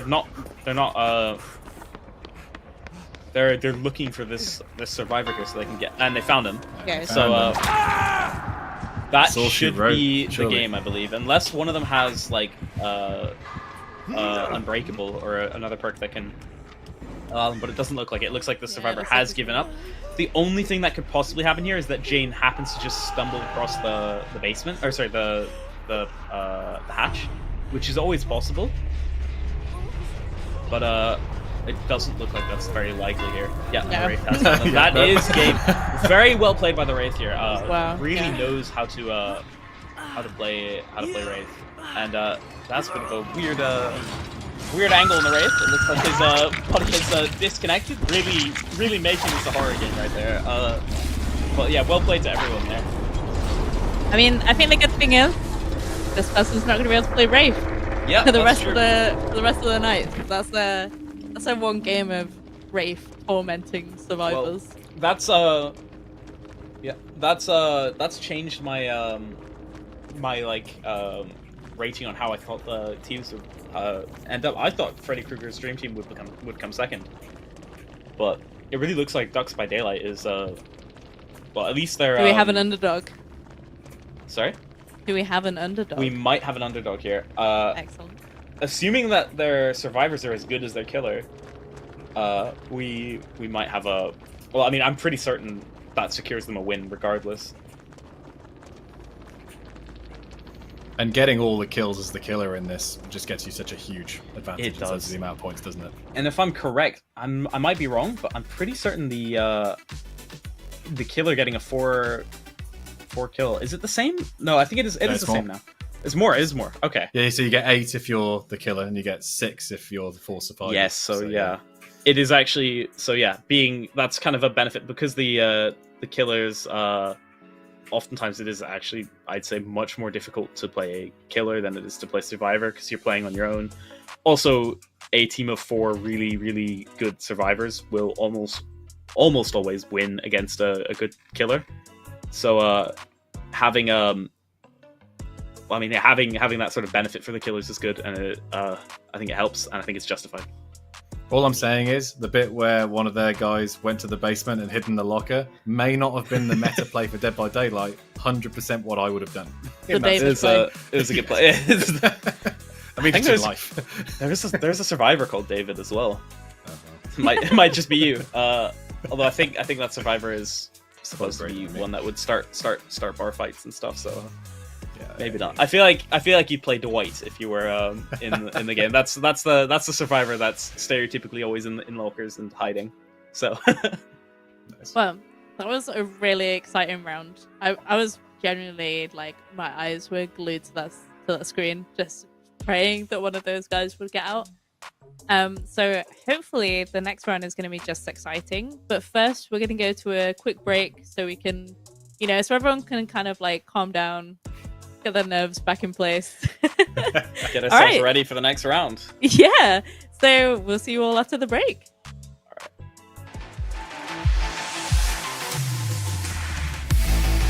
No, they're not.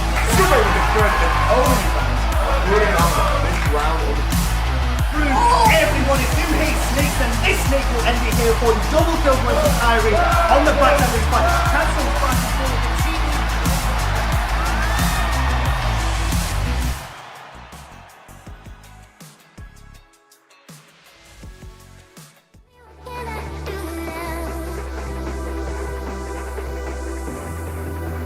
Tell me what can I do now? Sometimes I let my guard down. Tell me what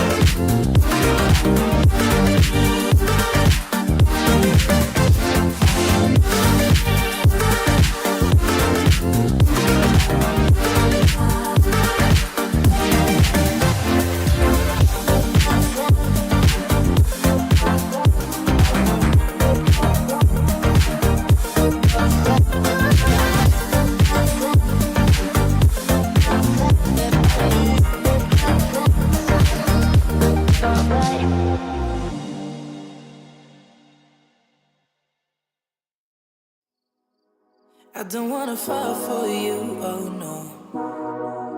But you make it so hard. Watching you dance all night, baby, is making me fall hard. Trying to take a deep breath, but I just can't control my lungs.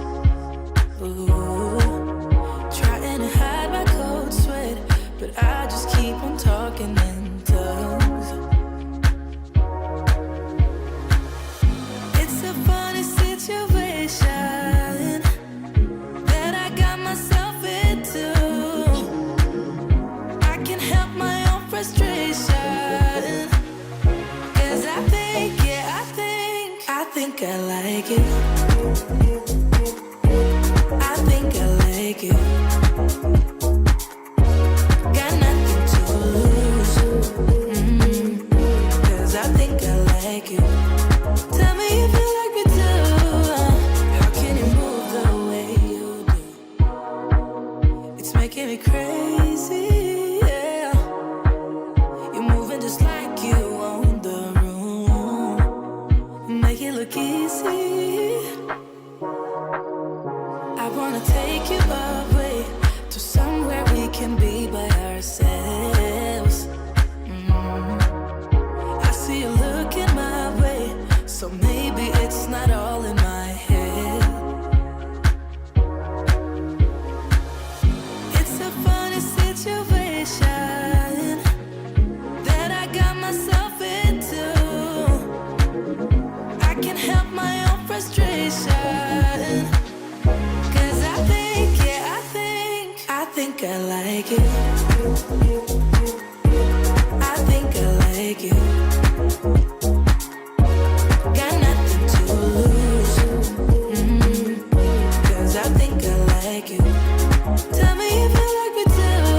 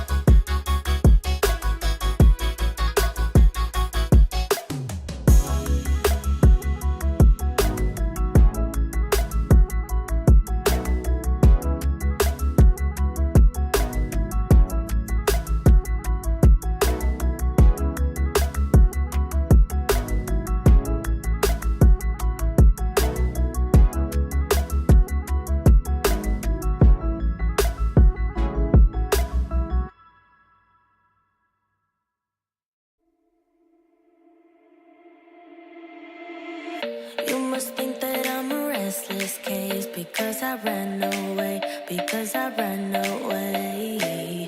If you listen to the words I say, you know that I'm okay, you know it's just a phase. Don't think I'm leaving cause I'm not at all. And if you get hurt, it's unintentional. I just wanted you to realize that I'm the one you like, that I'm the one you like. So where do we go? Where do we go from here? Where do we go? Where do we go? I don't know. Where do we go? Where do we go from here? Where do we go? Where do we go from here? Where do we go?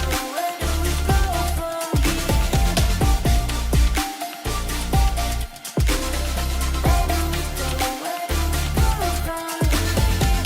here? Baby, I've been busy missing you. Say, have you missed me too? Say, have you missed me too?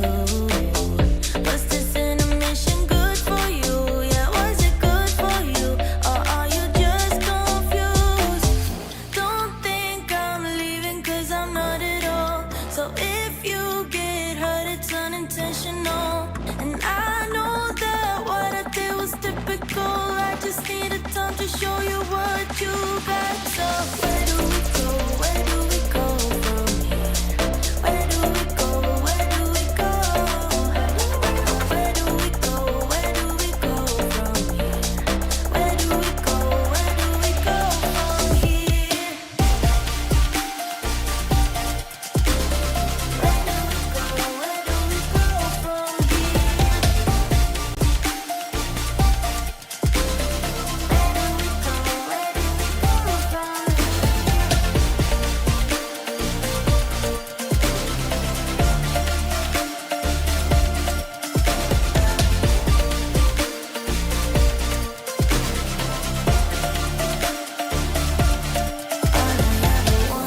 A sign from you telling me you need me here just like I do.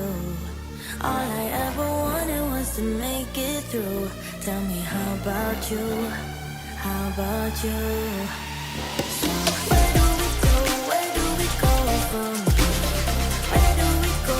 Where do we go? Where do we go? Where do we go from here? Where do we go? Where do we go from here? Where do we go? Where do we go from here? Where do we go? Where do we go from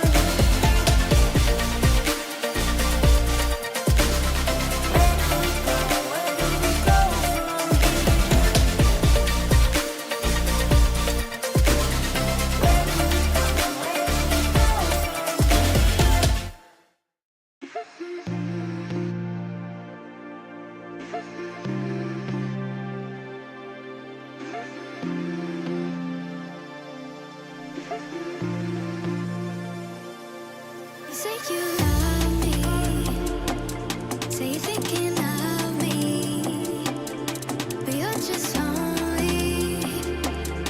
Tell me I'm special, but to you I'm anybody. To you I'm anybody. To you I'm anybody. To you I'm anybody. Anybody. To you I'm anybody. To you I'm anybody. To you I'm anybody. You say you love me, say you're thinking of me, but you're just lonely. Tell me I'm special, but to you I'm anybody. But to you I'm anybody. But to you I'm anybody. But to you I'm anybody. Anybody. But to you I'm anybody. But to you I'm anybody. But to you I'm anybody. Anybody. But to you. But to you. But to you.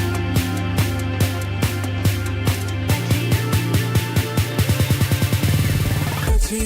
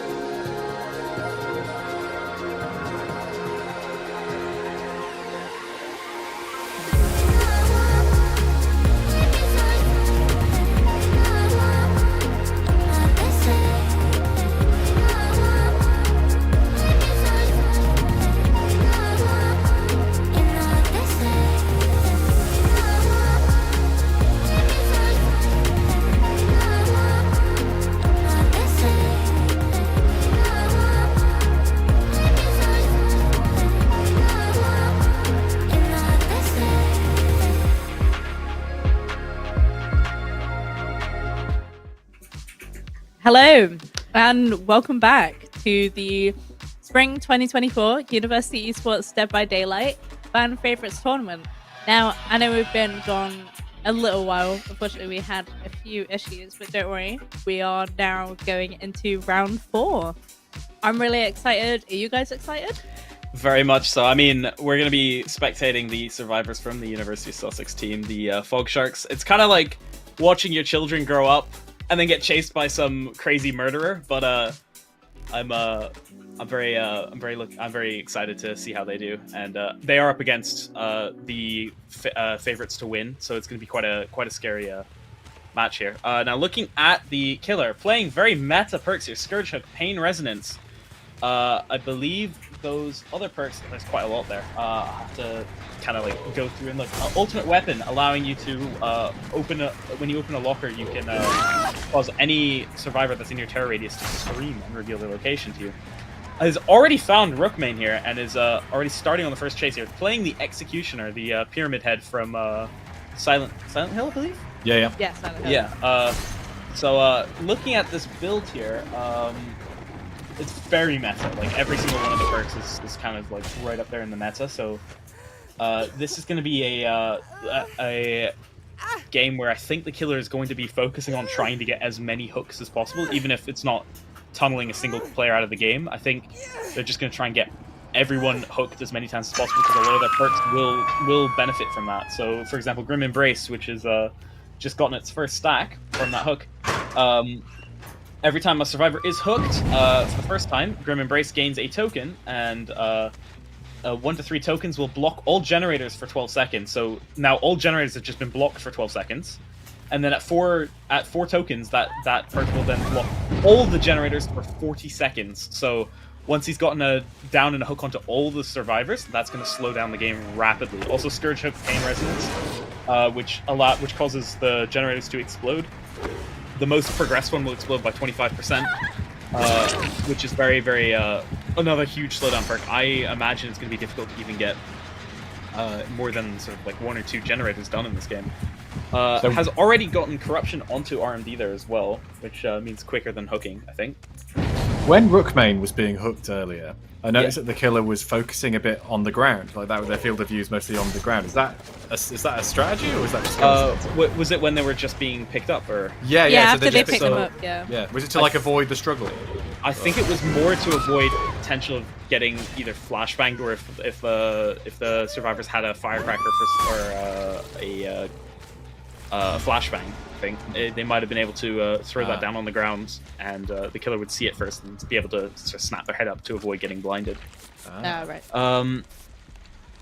Now that's already a second hook there. Neo has been hooked in the using the killer's power here, where because he was corrupted, or like he stepped into corruption, the killer could basically instantly just hook. And RMD has also now just gone down as well, and will also be getting sent to the cage, meaning that's how many stacks is that? That's three stacks already. So this killer's already got them in his trap pretty much. So This is insane. this is going to be That's very released tough. Neo. That's Neo has just been released by another survivor. Gotcha. There's so much value being this killer player is really like getting a lot of value out of the Executioner here. I mean, his timing on the Rights of Judgment is like so good. Yeah. It's probably like most of the time. I don't want to say a number. Yeah.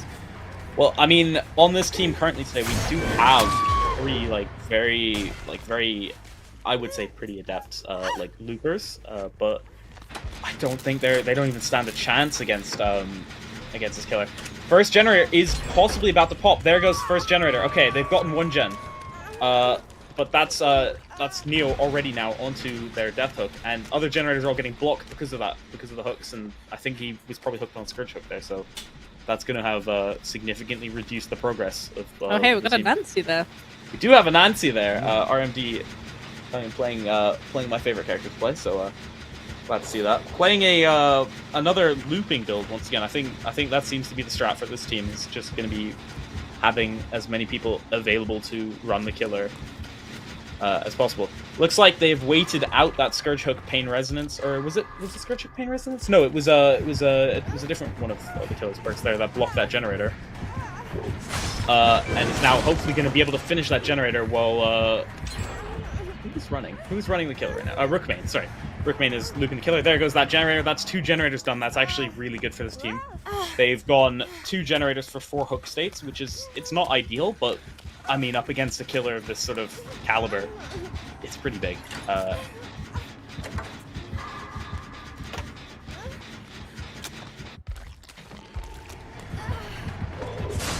Yeah, so they seem to be doing a nice job of sort of looping the killer whilst the others are focusing on the generators. Yeah, And this is definitely something that the last team that we saw struggled with. They're definitely keeping the pressure up on the killer here. Yeah. I mean, Yeah. it's a good killer, and he's able to win these chases pretty quickly, but the But survivors they're just making are also, so much progress at the same time. although there comes a Scourge Hook not Pain ideal. Resonance there. That's because the survivor was hooked on a Scourge Hook while the player was repairing the generator. It caused it to explode, causing the player to scream, and it also blocked the generator, meaning that that generator is now regressing while being blocked, so it's really, really impactful. That's going to have cut that generator down by a huge amount. There comes that perk I was talking about earlier, the ultimate weapon, where the killer has opened a locker now, and anyone stepping into the terror radius screams. So it reveals the locations of all the survivors to the killer, which is really good for him. It just tells him where everyone is and what everyone's doing. He's able to disrupt the most effectively here. If you're Neo and you're on your death hook, are you playing fundamentally differently now than you would have been at the start? Your job now that you're on Death Hook, is more likely to be kind of... Well, I say that Neo is doing exactly what they probably shouldn't be doing, is to basically... The best thing to do is to try and stay as far away from the killer as possible and focus all your energy into doing those objectives, getting those generators done. But in this case, I think Neo had to kind of go for that unhook there because no one else was able to. There's another generator has popped. They have gotten 3 generators. It's not bad.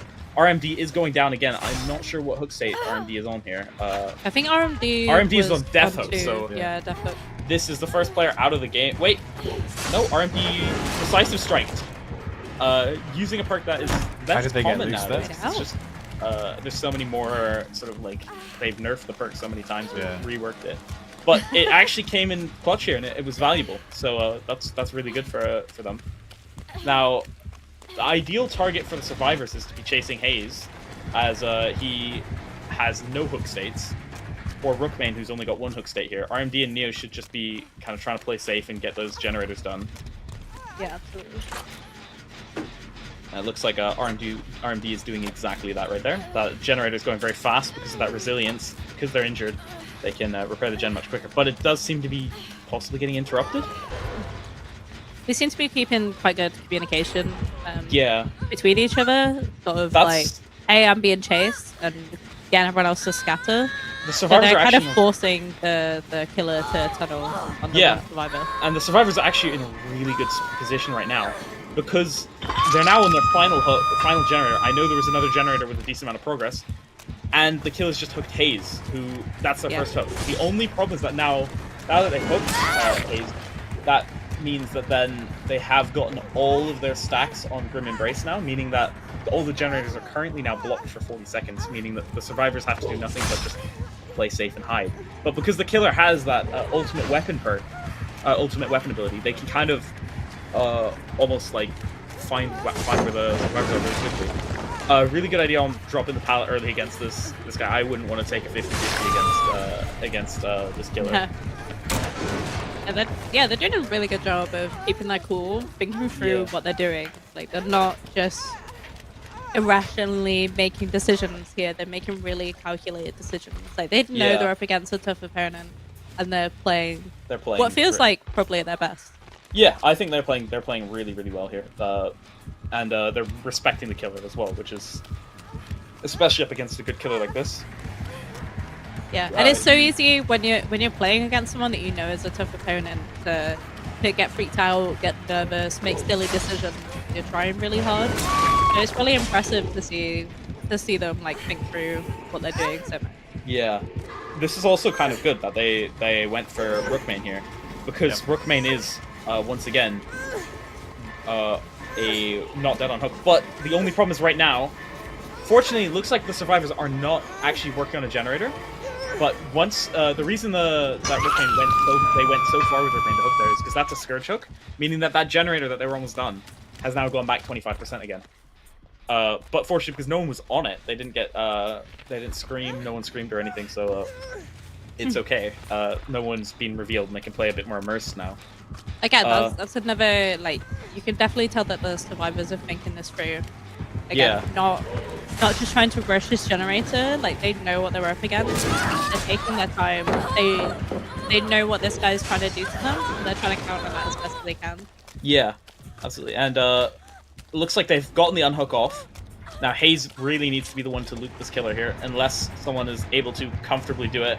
Rookmane has got off the record here, so actually they do have a second hit here they can take. Off the record will allow them to get broken and kind of tank another hit here. So not a bad choice for the killer. Sorry, not a bad choice for the survivors to have Rookmane looping here instead of Hayes, but both would be a good shout.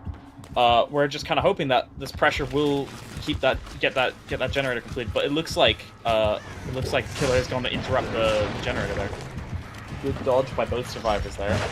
Looping together, while it has some benefits, being able to loop two people, it can also get really, really dangerous, because if you're not in perfect communication with the other survivor, you could very easily trip each other up. And now I know Neo is very competent on his shack, but it's just so hard against an executioner who can kind of just predict. And that's the first Mori of the game, because Neo was condemned and was on death hook. The killer could then just kill them pretty much instantly, just like that, and that's Neo out of the game. I suppose that's the thing, because with 3 people on death hook, it's still very finely poised, even with 1 gen left to go. Yeah. Okay, this is kind of good. If one of them can finish this generator fast enough here, but it doesn't look like it's possible. It looks like the killer has interrupted the generator again here. They're so close to finishing 2 generators here that it's actually kind of scary. And I anticipate now we're gonna start seeing some more mistakes from these players. Yeah. It's getting really tense now. It is. And the killer's almost clued into the fact that the survivors are trying to counter him. Yeah. So now the killer's trying to counter the survivors countering him.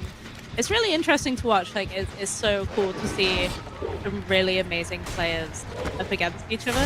Yeah. And like, I honestly can't predict right now which one of them's gonna win this one.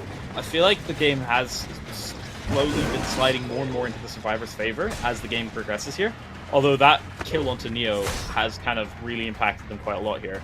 Especially because if Rookmane goes down right now, they can get instantly killed as well, and then it's a 2v1, and that's really difficult. However, it looks like, fortunately, the others got away, and RMB was going to get chased there. They're committing to this generator. Generator pops! Unfortunately, that looks like it is a down for Rookmane. Rookmane is just about to get executed here. They might be able to get 2 people out, though, if they're very, very careful about this. But it's not looking likely. Maybe 1 person escapes here. And that could be critical, depending on how the other match goes. Yeah. I'm very proud to see the build that Hayes is running. That is very similar to part of a build that I helped work on about a year ago, using distortion as such a valuable perk to detect what kind of perks the killer has. Because that's another. It's like there's the game of Dead by Daylight, but then there's the thousands of extra mini games in it. So like the mind games, the 50-50s, the predicting or knowing what. We have an escape. We have an escape, and it's possible that they're trying to see if RMD can get that exit gate, but actually, get that hatch. But it's possible for RMD to maybe just escape here as well if they're careful. But currently, it looks like they're just playing really safe here and just trying to hide and wait for the killer to think that they maybe ran away or something else happened. I mean, honestly, right now, I feel like it'd be easy to mistake the heartbeat sound from in-game to be the heartbeat of the player. Yeah. This must be so tense, you know. I can hear my own heart racing here as well. I think they might be trying to get the other exit gate open here. Oh. But it looks like they might have been... The killer is patrolling them. And, oh, it looks like the locker perk that we were talking about before, ultimate weapon, has just triggered on the killer. And is now becoming another big... it's revealed the survivor. This is going to be very, very close here. But the survivor can take another hit here. If they can get speed boost here, I think they might be out. They might actually... I think they make it out here. Yeah, I think they're out. I think they're out here. Yeah, they're out. Oh. Yeah, they're out. They're out. They're out. Yeah, that's amazing. So Jump scare. so well played by both sides. Honestly, I'm really impressed with that. I was expecting this to be a 4K. That was that was so really, good. really good. Like, they all played amazingly. Like, the killer played so good. They tried their hardest to do a 4K, but the survivors were just like, absolutely not. You can take some of us down, but we are making it out of here, and they did. That was awesome. That was brilliant. Yeah, that was amazing for them. And I want to see. I don't know what the points what the points for that is then, because they got 2 kills, so that's 2 points. But because 2 survivors escaped, the survivors technically won that because that's 3 points. So they're 1 point up. Assuming that the killer game goes well, even if it just goes like, even if they just get 3 kills, it could be very, very this could be very impactful. I think all I can say is that, I mean, the survivors played brilliantly. The killer played amazingly. Yeah, I'm very, very proud that the that the Fog Sharks team managed to do that well, especially against arguably the top killer in the whole tournament. So, unfortunately, I do have some bad news. Ah, no. The Fog Sharks killer was unable to get any kills. Oh. But honestly, like, I'm okay with that that. doesn't matter. Like, facing the Trapper mains, who are just absolutely insane in this tournament, like basically in a different league, to get that sort of win against them is Taking such a points huge off them. victory. Like, you take every victory that you get, and that is a big one. That's yeah, I mean, we took quite a few points off them. That's the thing, is that, like, we took a full 6 points off them basically by that. So that's like, I think it was really well done by the survivors. It's unfortunate with the killer, but then again, you have to remember the survivor team for the Trapper mains is also a competitive team, so they're also the best survivor team in the game. So it was, I think it was well played. I think the fact that the survivors were able to recognize a lot of the perks that the killer had and sort of tick them off almost and go like, okay, there's 1 perk, there's 2, okay, we now know all 4 perks the killer has. We know they don't have X and Y perk, and so we can like avoid thinking about this, but they have this perk, so we need to get off the generator when someone's about to get hooked, otherwise it'll get blocked. For example, those were that's one of those sort of mini games inside of Dead by Daylight that only comes around if you get that far into the game. So I think they played it really well. I think and the killer played really well. He was very good at pressuring them off of those gens and was really knowing sort of, I think the killer had a really good sort of like mental image of how far the survivors were in those generators. So every time the killer came to interrupt the generator, it was always when the survivors were almost done, or they were getting close enough, but not quite close enough to just sit on the generator and take that hit. Yeah. So it was really good timing from the killer there as well. So that was a really, really impressive game. Like, I mean, I've enjoyed all the games tonight, but I think that one has to be the one where I was sort of like sat on the edge of my seat so much, like just rooting for them so hard because they played so well. Yeah. Sorry. No, so concluding that, we're gonna go to a quick break, and we're all gonna get ready for round 5. Hopefully that can come around sooner this time. But check out the leaderboard during the break. Obviously, the Trappers are top of the leaderboard, but Green Envelopes have finally secured themselves a win. Yes! Underdog victory incoming here. I believe in it. I'm not so sure about that. I'm not sure it's possible, but I believe in them getting an underdog sort of climb here. Yeah, but we'll find out after the break. So see you guys soon.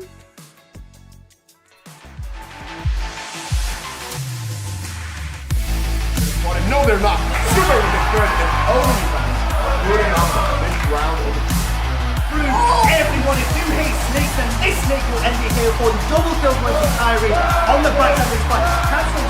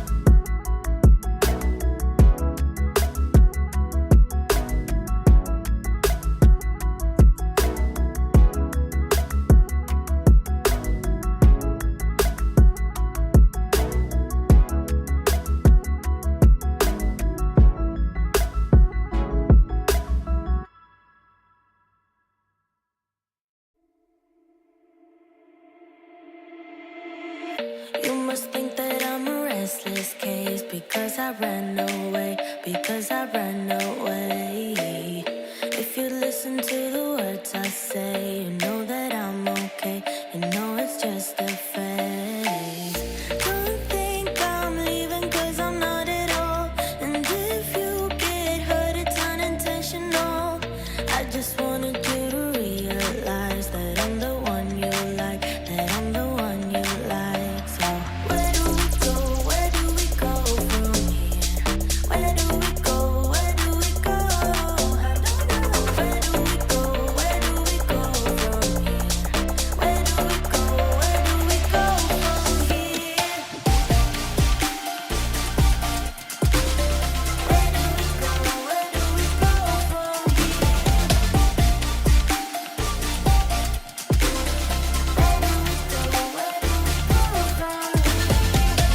Baby, I've been busy missing you. Say, have you missed me too? Say, have you missed me too?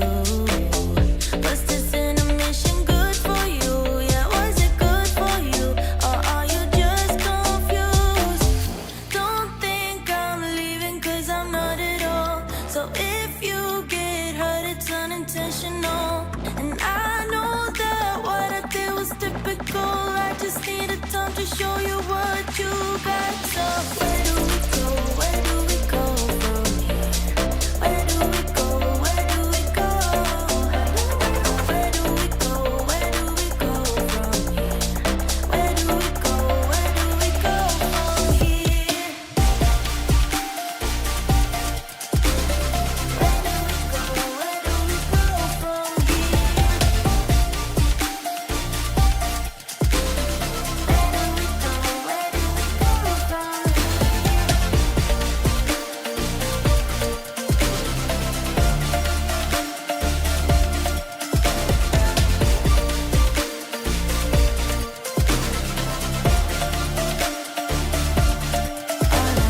Wanted was a sign from you, telling me you need me here just like I do.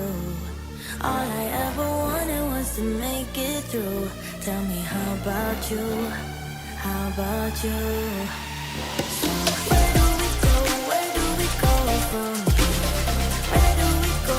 Where do we go? Where do we go? Where do we go from here? Where do we go? Where do we go from here? Where do we go? Where do we go from here? Where do we go? Where do we go from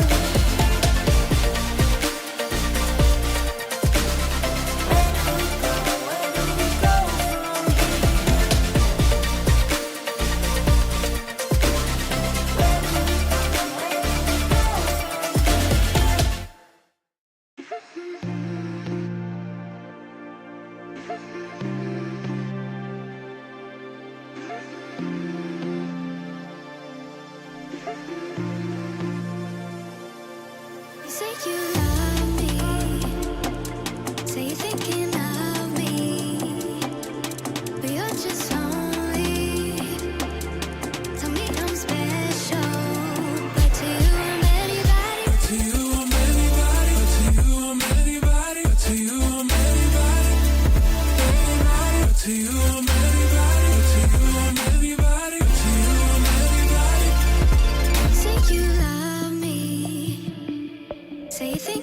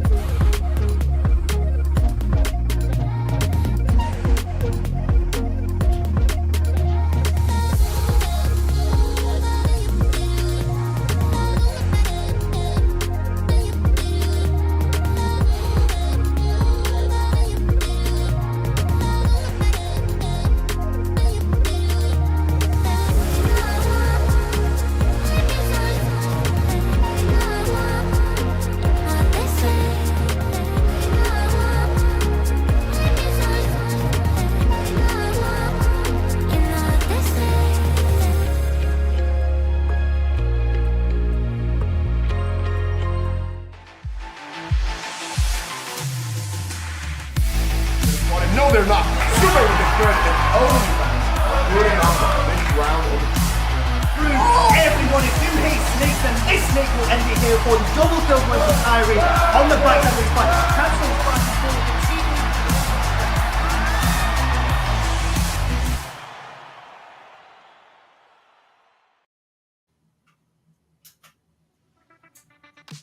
Hello, welcome back to the Spring 2024 University Esports Dead by Daylight Fan Favorites Tournament. We're back for round 5. We're going to be following the green envelopes on Survivor, and not quite sure. Do you know who the killer is? I believe. Good question, actually. Who is it again? I think it's Freddy Krueger's Dream Team, if I'm correct. I believe it's them on Killer. So, yeah, it is them on Killer. So we got pretty interesting matchup. I mean, I think green envelopes are currently fan favorite as an underdog. Freddy Krueger's Dream Team is currently, I think, middle of the pack. So we'll have to see how they fare. It should be a good game regardless. Yeah, I'm really looking forward to it. Especially after what an up and down game that last one was. Like it really could have gone either way. Like in the middle of that, couldn't it? Yeah, it was almost emotional. But yeah, it was a very good game. So we're hopefully we keep getting more of those for the next few. Yeah, I think we've been very fortunate tonight. Did you get any behind the scenes sort of post game thoughts from Fogshop? I didn't. I mean, I told them. I was very proud of them, and I said they did really well. And told them I told them to say. I told one of them to say to the rest that they did a really good job. Nice. And but yeah, I mean, they agree. They think they popped off. So I think they're also quite pleased with that result. Awesome. So, what kind of playstyle do you think we're expecting from a team like Green Envelopes? Sort of bottom of the leaderboard. Do you think they're going to try and knock Freddy Krueger's Dream Team down a little bit, or do you think they're going to keep fighting? I hope they keep fighting. I think because maybe they know that they're not the strongest team out there, they might play a little safer, which could also play into their favor, especially depending on what kind of killer we're playing up against, what kind of playstyle. Playing safe is not necessarily a bad thing, and especially if you're playing super spread out and like carefully and sort of immersed almost, you can get those generators done before the killer even spots you. I mean, getting that if you can get a first generator done before the killer kind of finds you, you're in a pretty good spot. Normally, I think usually the best thing to look for is like if you can get one generator done before, I think 2 hook states is usually like, you're in a pretty good spot. I'm just hoping that we get to see some escapes from the green envelopes tonight. So yeah. So from Freddy Krueger's, so far we've had the Plague and Legion. Do you have any sort of predictions of which killers you think they might choose Ooh, for this one? I mean, the thing is, every player has their own preferred hero. Not heroes, sorry, wrong game. Killers. Definitely not heroes. Overwatch? Overwatch brain defaulted there, but I think, they could come out on honestly anything. From what it seems like, if they're playing like the Plague and the Legion, they play a lot more sort of disruptor characters, maybe more characters that are less sort of like chase one person till they die and more get everyone injured and cause them to stop looking at stuff. So we could possibly see another Wraith again, as that's quite a common character for that. Potentially Ghostface, maybe. That's more of a sort of like it's a bit different of a playstyle, but it's possible. There's a lot of different things that could come out here, and I think anything could be quite exciting and interesting. So I guess we'll just have to wait and see. I think it might actually be Blighty Dada Die. Oh, If I pronounced it correctly. Oh, I think we got it wrong then. That is on my mistake. I'm very sorry about that. No. In which case, then. So in that case, they have. So they played Cenobite, Blight, and Reg. I think so. The Cenobite and the Blight I know are quite good for like loops.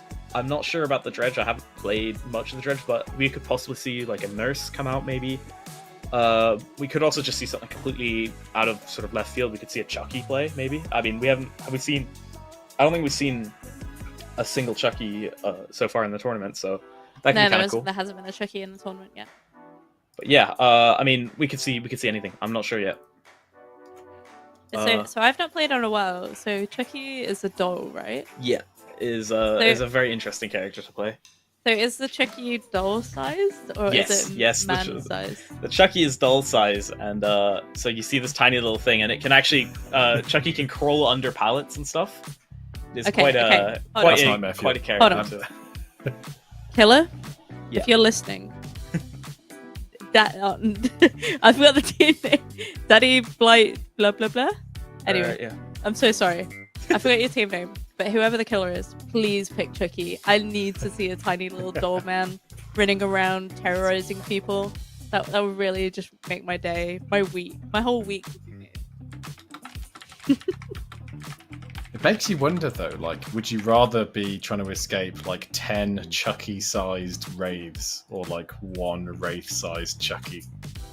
I feel like the one Wraith-sized Chucky simply because it's just a man with a knife then, and I feel like it's not gonna turn loads of invisible. tiny Wraiths would be absolutely terrifying. Just be like bong, just constantly. You think you're all chill, and then suddenly you're like, You're just oh my surrounded. god, there's like 10 Wraiths all around me right now. Like they're Although, just gang up on you. I would say that the Wraiths are definitely then much more puntable. They're puntable. They're punt-sized, so I'm not sure. I mean, if you've seen the twins play before, you can actually stomp on Victor, who's about the same size, one of the two twins characters. So Wait, but can you stomp on Chucky? I don't think you can, Can unfortunately. you punch Chucky? I wish. It would be so funny if you could just like, if you stun him and you set it up, you just kick him across the map or something. But I'm imagining like he'd have like a skill check if he could just like hold on and like stab you in the ankle or something. Yeah. I think it would be. I think Behavior needs to add that. If anyone, I doubt they are, but if anyone from Behavior is watching, you make some notes, please. All the Dead by Daylight developers that are listening, please. Yeah. Yeah, take notes. Also, while you're at it, get Springtrap from Five Nights at Freddy's in the game, please. Thank you. Yes, please. Still need please. to see that. We need the Five Nights at Freddy club. Oh, 'cause they need to play like they should have some like perk where they like play the music and it like I don't know, it makes you scream or something. Oh, Like Huntress's Lullaby just like reworked so it makes a different noise instead, or wait, no, Huntress's Lullaby doesn't make a noise. Yeah, Sorry. if you're chewing and you hear like doom doom doo doom doom doom doom doom doom. Definitely nobody clipped that. Nobody clip that and use it as blackmail against me. Yeah. It's okay. I My think friends make soundboards with me all the time. I'm just used to it at this point. I feel like that needs to be like, you need to edit that on your Discord so that when you join a call, it just starts playing. Oh, I just did it again. That's clip number 2. Song. Five Nights at Freddy's is a good shout. I think that is our next topic, because I think we're going into games soon. Oh. But it's what is the next crossover that we would love to see. Ooh. Well, I mean, I've already stated my answer. I think. I mean, it'd be cool to have like a level based on Five Nights at Freddy's as well. What inside? Like you the mean? I guess pizzeria. you're thinking Yeah. inside the. If you go on YouTube, there are a lot of bad. people who've come up with like they've like modded the game to add what they think it would look like, or like they've made their own idea of what that like crossover would be, and they're really, really good. Highly recommend checking them out. But ooh, good question. What else? What other? So recently they started getting into more like adding a lot more video game characters, other than like. I saw like- Alan Wake. No, that was in we there. need Yeah, Alan Wake. Lethal Company Coil Head. That would be a terrifying killer, and it's Oh. like it actually has the sort of like the movement lock thing, and that's its ability. Yeah, but then like you look at him and he can't move. Yeah, it would be quite a cool way to do it. And it looks like we are in already starting with someone here playing a looping build. They all seem to be having pretty like good looping builds here, and it looks like we're playing against a Spirit. Spirit is a really, really aggressive killer. I completely forgot about them. No, They're I've lost always interest quite now. strong. It's not Chucky. Sorry, it looks like they've got is that That's an intense hand. that is and they do have they are missing a few joints in their body, but Scourge Hook, Pain Resonance, the same perk from last time again, the ultimate weapon. I think they had Hex Haunted Grounds, which is a very interesting perk. It's not something you see as often. It's one where it produces 2 Hex totems that am I thinking of the right? No, I'm thinking of the wrong perk, I think. I might be going crazy. Ignore me. But it looks like We're just throwing you completely off balance by Yeah. just saying absolutely. No, it crazy is stuff. Hex. It is Haunted Grounds. So basically, it adds 2 Hex totems into the game that are actually like traps almost for the survivors, because when they cleanse one of those 2 Hex totems, it causes everyone in the game for, I think, is it 120 or 60 seconds? One of those 2, it causes them to be exposed, meaning that they can all get insta-downed. And so it's like almost like a trap for them. There goes the ultimate weapon perk there, causing this Claudette to scream out. It So looks is like this kind of a strat that they would just leave one of the survivors on a hook? Oh, I see they've saved them now. But I saw when we were flipping around, they all seem to kind of be on generators. yeah, I mean, so there's quite a long amount of time that a survivor can stay on the hook, where effectively they're safe. Like they're not going to be able to get killed by the killer anymore. They're just stuck on a hook, and during that time, as long as you save them before they go into the second stage, this killer has very good headphones. Is what I'm gonna say. But as long as the survivors sat on the hook, the rest of the team can use that time where the killer kind of has to be thinking about the person on the hook still to just focus on generators. Well, they don't have to worry about that.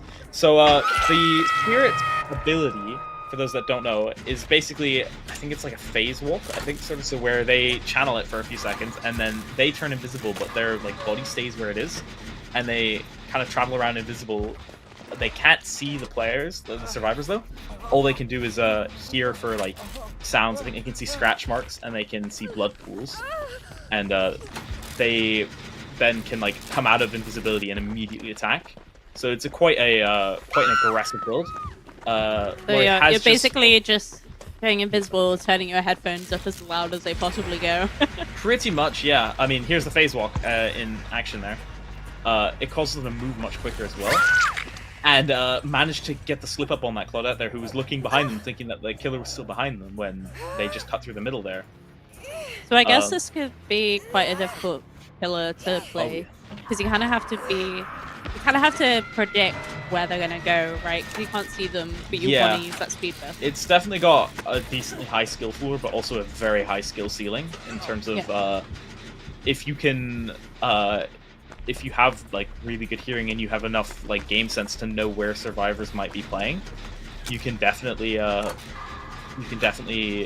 cause them to trip up very easily. Yeah.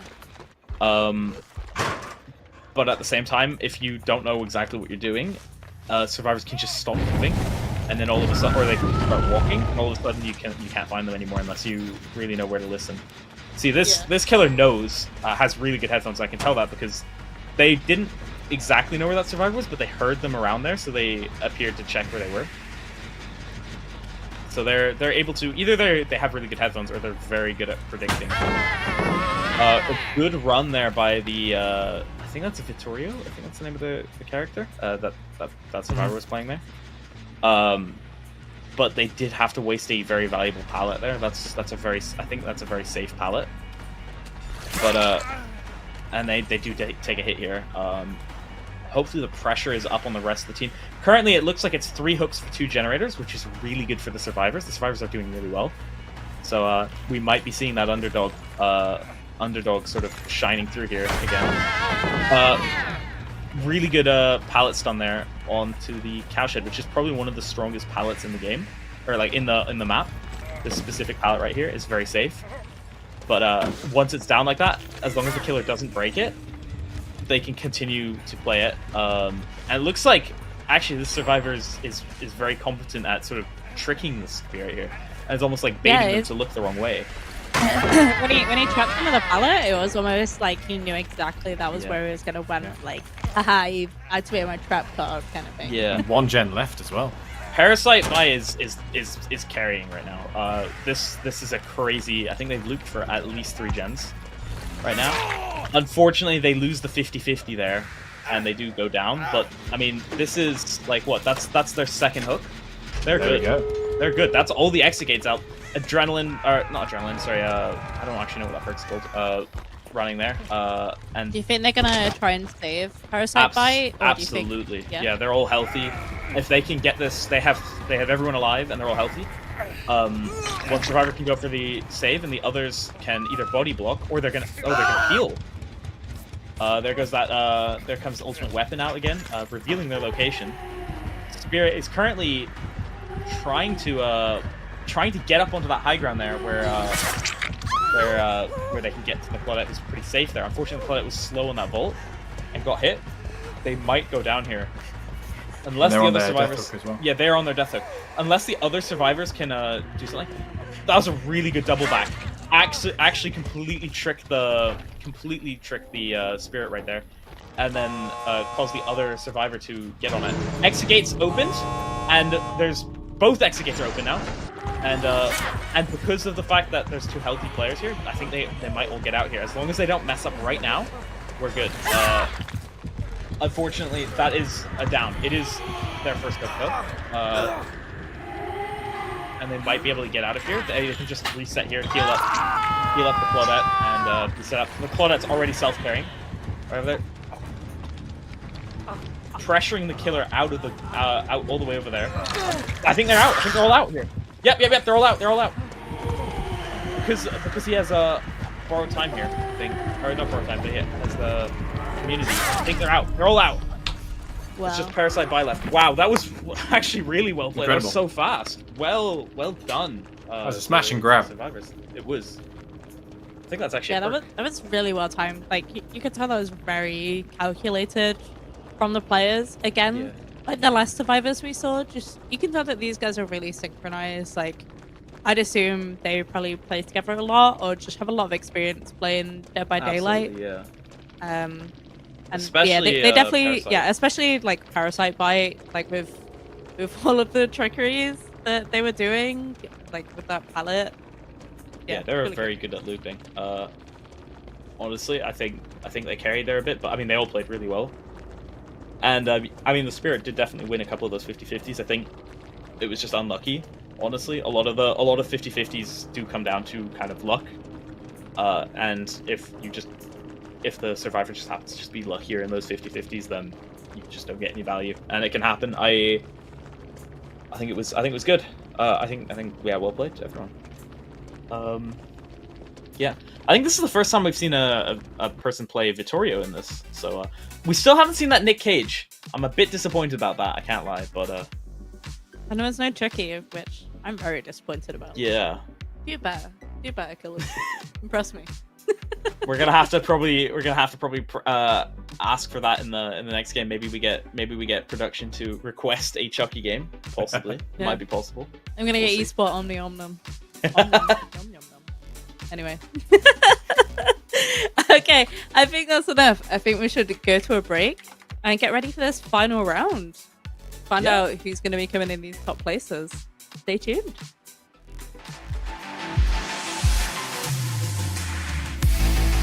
No, they're not. Super with the threat and only fans. We're on this round of Everyone, if you hate snakes, then this snake will end it here for the double kill going to Kyrie on the backside of his fight. Cancel fast forward and see.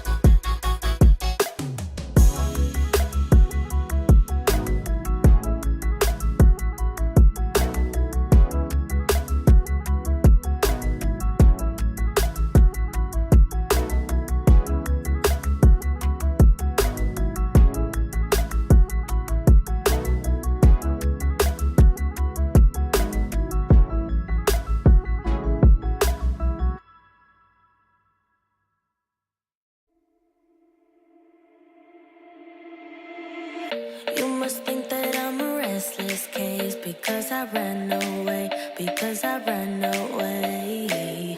If you listen to the words I say, you know that I'm okay, you know it's just a phase. Don't think I'm leaving 'cause I'm not at all. And if you get hurt, it's unintentional.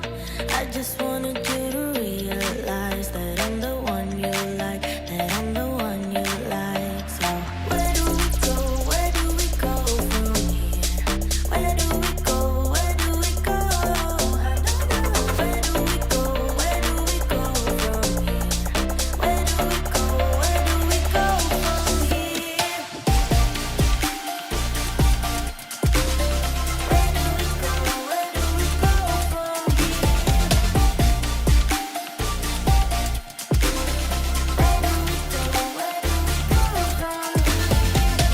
Baby, I've been busy missing you. Say, have you missed me too? Say, have you missed me too?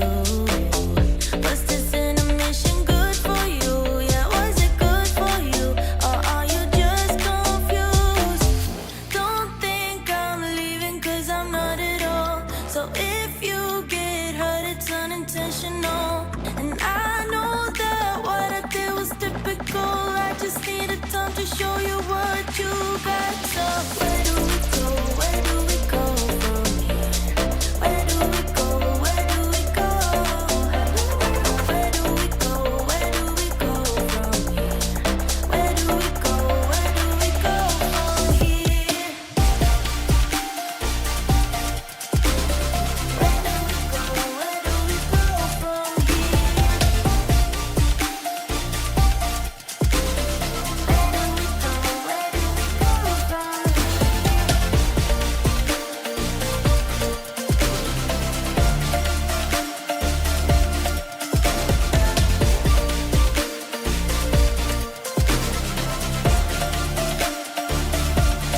All I ever wanted was a sign from you, telling me you need me here just like I do. All I ever wanted was to make it through. Tell me, how about you? How about you? So where do we go?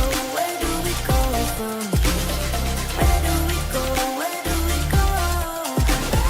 Where do we go? Where do we go from here? Where do we go? Where do we go from here?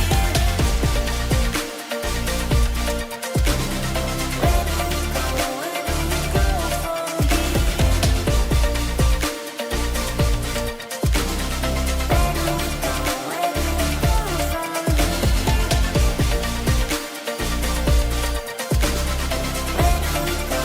do we go from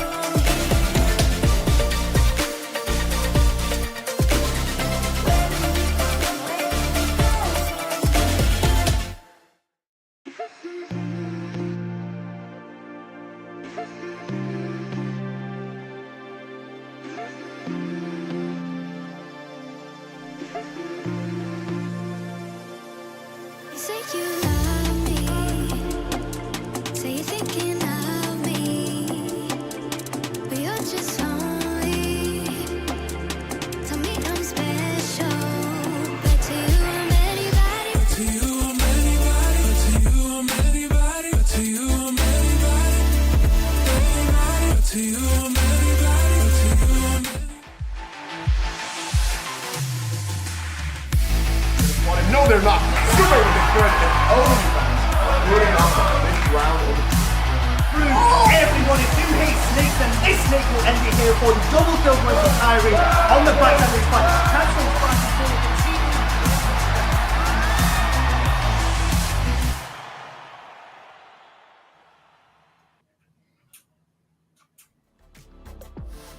Hello, and welcome back to the Spring 2024 University Esports Dead by Daylight Fan Favorites Tournament.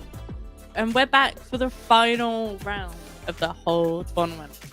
I'm so excited, but also so sad that this is the last round. No Chucky, unfortunately. No Chucky. No Chucky. Womp, Womp, womp, womp. What an amazing sound. But, Well, yeah. you know, as long as this is a nice, good good game. It'll make up for it. It'll make up for it. Don't make this one quick, guys. Like, log this one out. How are you guys feeling about it? You see, I'm pretty hyped, but more than that, you know, we were talking before about potential like future crossovers and what we really want to see, right? Hear me out, okay? Like, you want it to be a David's like been cooking. Okay, like no, I've just let this cook. Okay, so you want it to be like a cool environment because you want to have a map associated with it, right? You want it to like that to be really cool and different to what they've currently got. We want to have interesting opportunities for perks, like distinctive characters. I think Cyberpunk 2077 would be a cool crossover for this. Adam Smasher is the killer. Yes, That would be exactly. cool. No, but I want Mantis arms. I want to see that. That would be like, because you think like any kind of cyber psycho type thing would work for the killer, and yeah, maybe like, if you could draw on edge runners like the anime for maybe like David or Lucy could be. I was gonna say. These. And then you've got like a kind of a neon-soaked kind of dystopian cityscape type thing for your like map. Like, I think it would work, and I think it would be different to like anything else that they've currently got. All I'm saying is I want royalties when that actually gets implemented. Yeah, I think that would be Project a Red really cool. That would be a really cool crossover. Yeah, I guess it's not something that many people would have thought about, but I think the creators of Cyberpunk are quite open to having their kind of stuff linked to other medias, and I wouldn't call Dead by Daylight another media to Cyberpunk, but I feel like there's a possibility that could happen if Behavior looks into it. Well, they got a sequel, so I know Yeah. they're working on. No, they've finished Phantom Liberty. I know Becca's also a big fan of Cyberpunk as well. But like, I reckon sequel comes out, you see some interesting crossover stuff. Just saying. My idea. Speaking of sequels and sort of that kind of stuff, have you heard about the Dead by Daylight spin-off game that's coming out called The Casting of Frank? I think Frank Stone, I think that's the name. No, It's made by the same people who made sort of like Until Dawn or The Quarry and those kinds of games. Those sorts of like. It sounds like a really, really, really amazing game. I'm quite excited for it. It was announced I think it was at the Game Awards this year. So like a cinematic choices matter kind of thing. Yeah, it is, and I think it sounds like a really, really cool game. And it's like it's not quite Dead by Daylight, and it's more like it's in the same sort of like story world or something. So I think it sounds like a really cool game. So it's just kind of like added onto the lore, basically. I'm hoping they add the sort of like the character from it afterwards into Dead by Daylight. I think that's the most likely like sort of like next, well, not next, but like when that game comes out, I think that'll probably be the next DLC for Dead by Daylight. It looks like it could be very exciting. Trailers. Hope Chucky's in it. I thought The Quarry was a great sofa game, if that makes any sense. Like, you kind of sat there. In my case, it was with my partner. Like, each one of us managed some of the characters, and like it's like a movie, right? You're just sitting there, like I thought it was really cool. Like, we were absolutely kind of engrossed in it. Those kinds of games like that, like Detroit Become Human, for example, those are such fun games to play with other people. Even though it's a single player game, having other people sort of weigh in on the sort of decisions you make and sort of debate them as like a group almost is really fun. And yeah, I think it should be a really cool game. How have we got through this whole cast without talking about Helldivers, by the way? The game of the moment, which we're dragging Becca away from for the purpose of this cast, which has been totally worth it. But yeah, it has been totally worth it. I guess like there isn't really like you can't make like anti-freedom, anti-liberty into a character, you know. Like, I was just trying to imagine like Dead by Daylight Helldivers crossover where like the killer is like one of those like bile titans just like towering over the whole map. Oh man. What about like I don't know the names of all of them, but is that the bug where he's got like loads of armor and you have to just like shoot his butt? Like that's the Charger. No, I'm gonna go way off course. Yeah. Yeah, I mean, there's just so many options for like potential like crossovers in the future. I mean a horror game I played recently I didn't realize was a horror game. I'm not gonna give too many spoilers, but Outer Wilds DLC Oh yeah. is terrifying. I had to put it on easy mode so I could finish the game. Like I couldn't do it. I couldn't do it. I try and do like parts of the DLC, and I just put my controller down, like go on the pause menu, and be like, okay, I can't do this anymore. Like that was scary. And I mean, the thing about that is, it's like I'm getting like way off topic, but because there's for anyone who hasn't played it, like there's just so many unknowns. Like the whole point of the game is that you figure things out. So like the DLC being more horror oriented kind of makes that like even worse.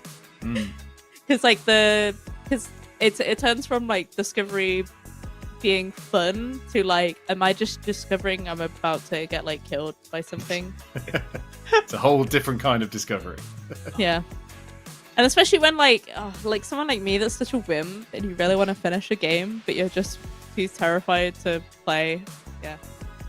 All right. Anyway, we should get back to Dead by Daylight because we are about to go into the last game.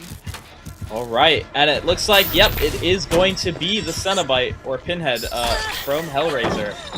Now, this is my first killer, and this is arguably Jake's strongest killer.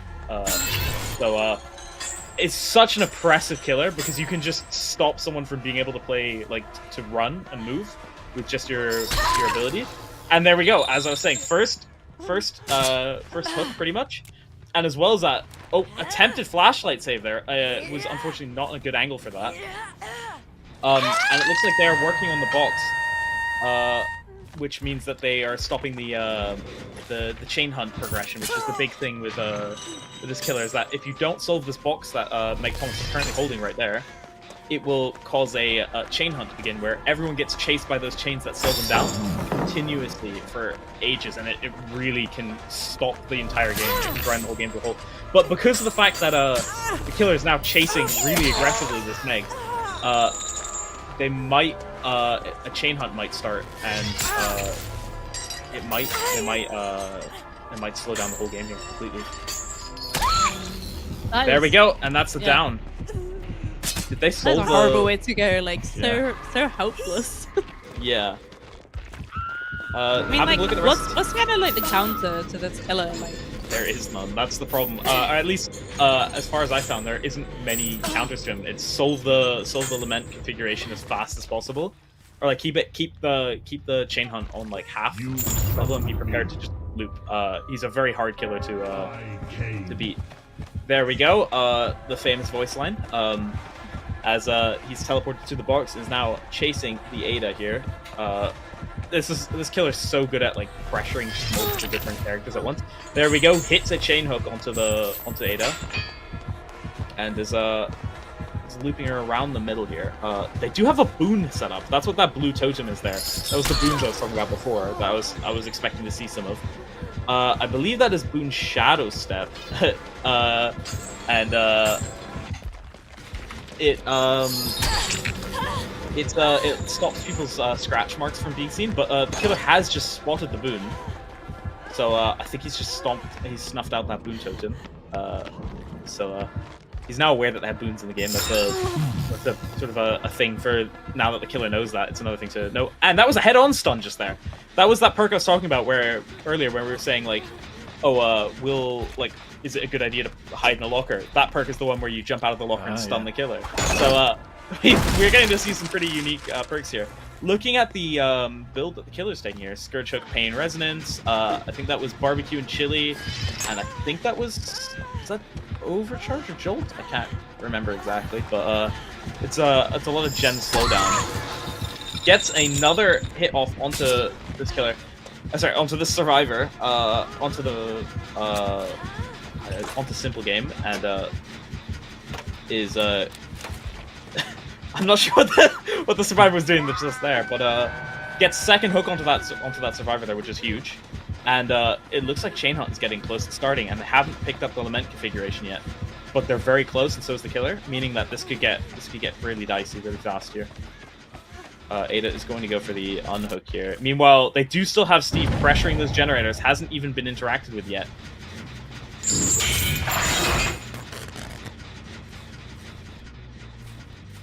Yeah, I'd be interested to see what he's up to, because so far we don't have any generators completed. So Yeah, I think because of all the slowdown that's going on, and the chain hunt has just started, that's going to disrupt the generators even more. It's going to be even more difficult. This survivor has the flashbang perk equipped, dropping a flashbang there. Oh, and flashes the killer there, blinding him and makes a bit of a better escape here. Steve has just sold the Lament configuration as well, stopping that chain hunt, which is pretty good. And that's the first gen pop, but it's 1 gen for 3 hooks right now. It's not great. What on earth just happened there? Killer should have hit that, gotten that hit. I don't know what just happened, but Ada is doing a pretty good job looping right here. And is getting in the locker. Oh, because of head on. They're exhausted. They don't have head on. Oh my god. Oh, that worked. that actually worked. That works. I'm the David strat. I'm kind of shocked there. Although it looks like the killer has just already found more people. That's 3 hits, 3 people injured here. That's more people who have to heal now. Lithe comes out from the Meg Thomas here, kind of getting a large amount of distance. They're dodging the hook as well. So yeah, I think the killer's currently just trying to get a pick. Finally finds the Steve now. So that's the first hit on Steve. Everyone is injured. Yes, this is not looking too good for the survivors right now. Yeah. They're all just kind of individually getting chased. He's not really properly picking any of them off, but he's putting so much pressure on the whole group. They're not really getting enough time to work on these generators. And now that he's got another hook here, hopefully he gets a Scourge hook close by here and can throw that down. That cuts the first 25% of that of the most progressed gen down. As well as that barbecue and chili should give him a lot of idea of where the survivors are. He can see them now as well. Lament configuration was solved there, so fortunately no chain hunt for the survivors. That gen's really close to being done here, but that's what two gens for what 4 hooks. It's actually pretty good, but the problem is that the hooks are all on the same people. Ooh, and unfortunately that looks like 2 of them have just been caught out there. Lithe comes out here from the Jill, creating a lot of distance. Ada, I'm not sure what. Oh, Ada's crafting a flashbang using the locker. That's what that was. It seems like Ada is playing really around lockers here quite a lot. So The David quite strat. a- Clearly they've been watching. I realize Yeah. it's so Watching. meta. Oh, Yeah. are we gonna see we might see a flashbang play here. Nope. Unfortunately, the flashbang didn't blind the killer there. That was fast enough to respond, and this should be the first death of the game here. 1 death and 1 more person dead on hook, and they've only completed a single gen. Lament configuration is being sold, which means that the killer may be able to just teleport right there. He can teleport to the survivor solving it, and that gets him immediately a new person to charge on. Yeah, the famous voice line. It got removed from the game at one point for a little bit. Head-on stun coming out from Ada again. I really like this Ada's build. It's a very funny build.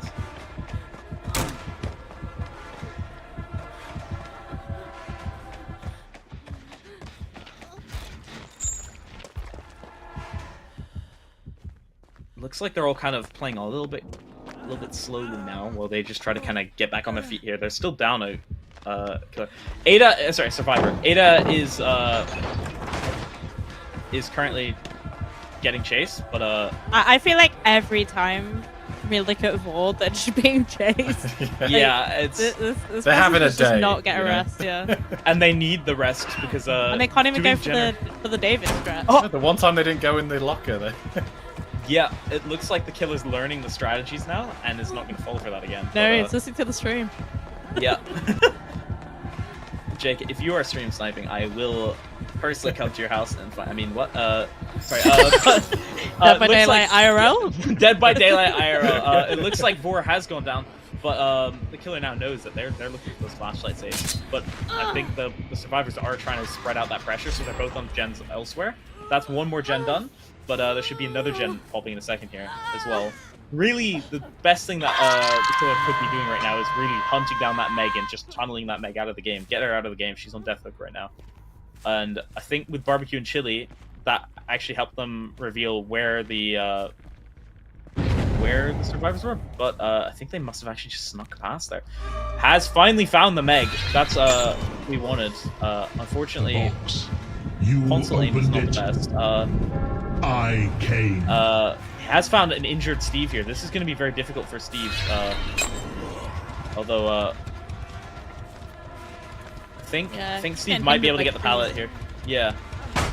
Steve get the pallet stun on and the flashlight. There we go. Not seen much of that this evening. No. Yeah, it's. I mean, it's kind of difficult to get flashlight saves. It's really timing based. It's just gonna probably try and bloodlust this, maybe. Steve is going to slam the pallet down in his face here. That's Shaq pallet down. That's one of the best pallets in the game. Yeah, and they have a flashlight. I'm sure he heard the locker. Please tell me you heard the locker. There's no. Yeah. Oh, head-on stun. Oh, they're all playing head-on builds. Oh my god, this is Someone was listening to me. Someone was listening. This Yeah. is the This is David Strut the game. That was a good 50-50 from the killer there. It's probably going to get the down here. Down on Steve here. But, oh! Really good 360 for Bloodlust come out. There's not really much that Steve can do there. He's in the dead zone. But I mean, the good thing is Steve's wasted a lot of time for his fellow survivors. As we can see here, Although, they're all working hard on these the gens. problem is that both the survivors are working on the Pain Generator together there. And because of Pain Resonance, the gen just exploded, revealing their location. And now it's blocked because of the other perk that he has, Grim Embrace. So that's tough. And all the generators on the map are now going to be locked for 40 seconds. So now the survivors have just been revealed to the killer. I guess the thing is the killer knows as well that they're going to be taking advantage of the amount of time that he spent trying to capture Steve, so he Yeah. knows that they're going to be around these generators. Ooh, a bit of a delayed swing there from the killer. That is the down onto Meg. That is Death Hook. This is becoming more and more of a difficult game for the survivors here, and especially because now the Steve is having to solve that lament configuration instead of being on a generator. That's so much pressure. And Hellraiser, Pinhead gets to teleport, so like is immediately into chase again. That's the big thing with the Cenobite is it's basically if you can get your timing good on this, you can basically just be going from chase to chase to chase. So you get a chase, you get a down, you get a hook, you get a chase, you get a down, you get a hook. And then And that's definitely what we've been seeing during this run. yeah, there's a lot of pressure on the survivors, which is I mean, pressure is the last thing you want in this game, where you're already having to deal with like a time crunch and skill checks. Boon Totem has been snuffed out again, and it is looking pretty difficult here. If I was the Cenobite, I would be looking for probably the Ada here because Steve is already injured, pressuring the Ada into either being injured or like getting it down on them because they're further from. Sorry, I think it's just better to go for the Ada because if they're both injured, then it takes longer for them to heal. And also, I mean, if you get the down on the Steve, it would probably create pressure, but the Steve can then also just die on hook to give Ada the hatch. Oh. Which would be a bit more difficult. Although, Steve has just been spotted, and unfortunately, the pallet does get slammed down onto the Cenobite's face there. Flashbang coming in clutch there. That was a very good flashbang. Although, I'm not sure if it can really do much here because this is such a small loop here. Oh! Head-on stun coming in! The David they Strat. are putting value into this. He's found the right target here. The David Strat is OP. I'm gonna be honest here. It is. I think if I was Steve here, I'd be looking for that lament configuration, but that means that no one's on the generator again. This is just a game that... Oh, never mind! They're getting set up for another loop onto the killer here with a head-on stun. It's gonna stun in 3, 2, 1. There we go. Because he surely knows that's coming. On at the this point. flashlight. Yeah, it's a strategy, but I don't think that it's unlucky because Chain Hunt's about to come out now. They're screwed now. They will now probably lose because although it's like funny what they did. Oh, we just feel like their hourglass is running out of sand right now. exactly, yeah. Yeah. Although I did see that cheeky teabag from Ada there. To be fair, I think it was pretty deserved. Bloodlust did just come out there. That is a lot of chains on Ada now. Ada is gonna struggle to get out of this one now, I think. Flashbang gets dodged. He's trying to mind game her. Lament configuration is being spotted, but Hellraiser's right there. Oh. So they can't even get rid of the. They can't really get rid of it. Steve's down. He's gonna slug to try and get the 4K here. I think is the plan. Chain Hunt is continuing once again. Or sorry, no, Chain Hunt is ended. Sorry. So wait, or has it? I haven't played the Pinhead. Uh-oh. Killer is what is the killer doing? So Well, they're having a having good problems thing. or they're very, very Yeah. calm. Well, they're typing in Twitch chat. I win.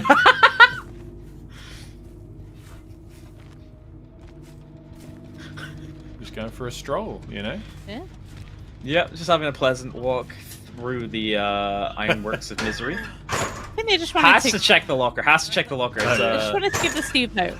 You know. yeah, It's the hope that kills you, you know? just It get the really hook is. and just hope that Ada gets unlucky with the placement here.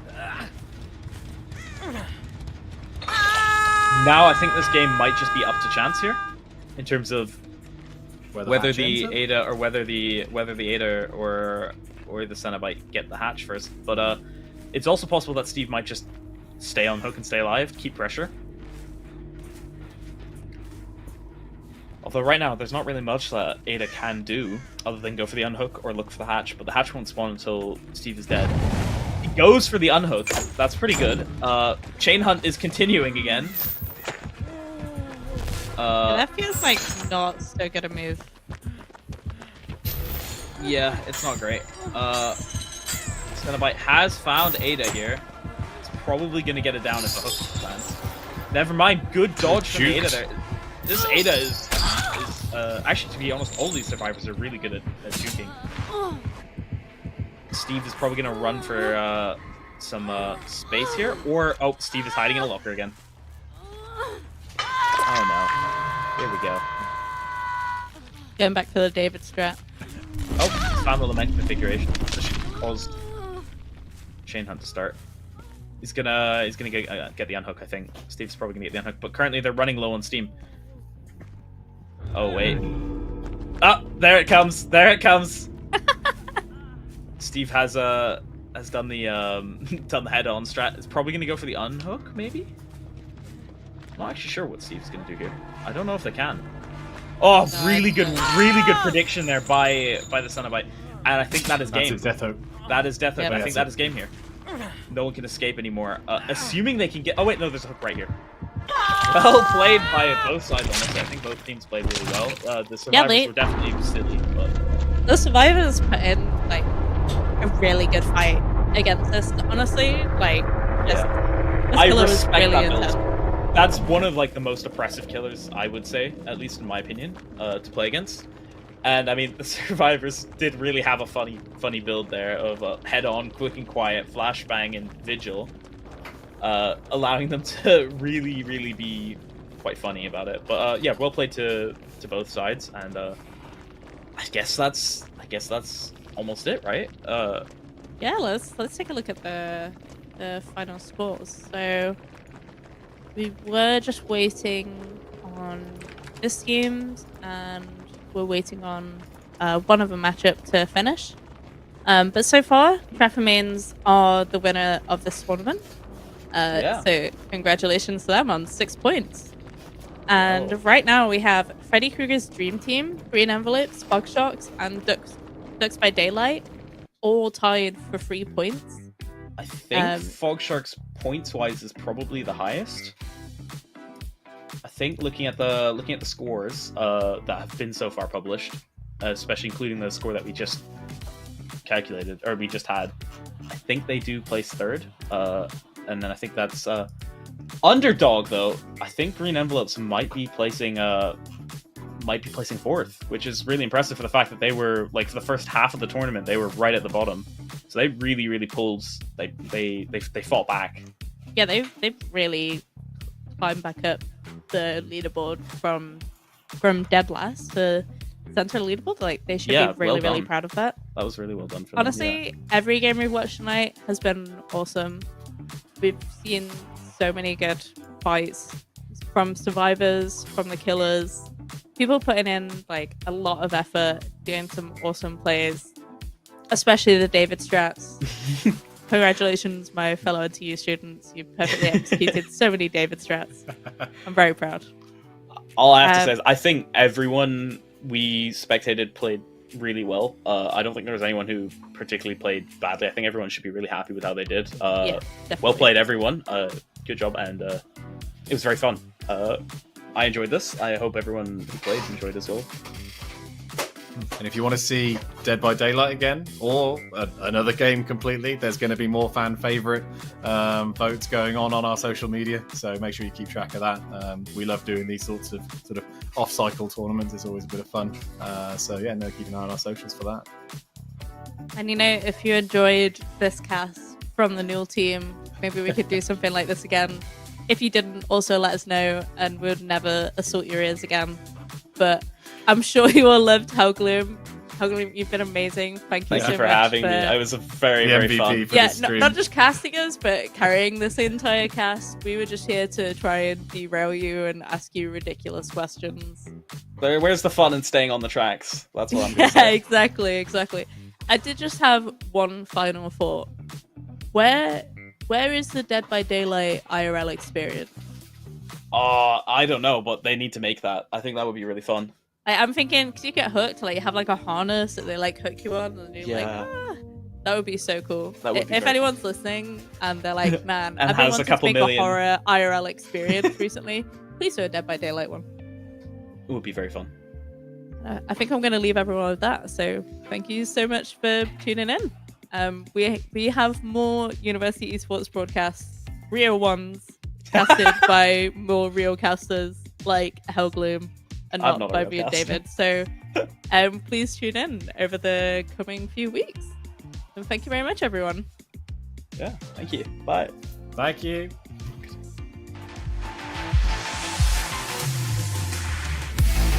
But no, they're not. Super with the third and only fans rooting on them this round of the Everyone, if you hate snakes, then this snake will end it here for you. Double kill going to Kyrie on the back of this fight. Cancel fast forward.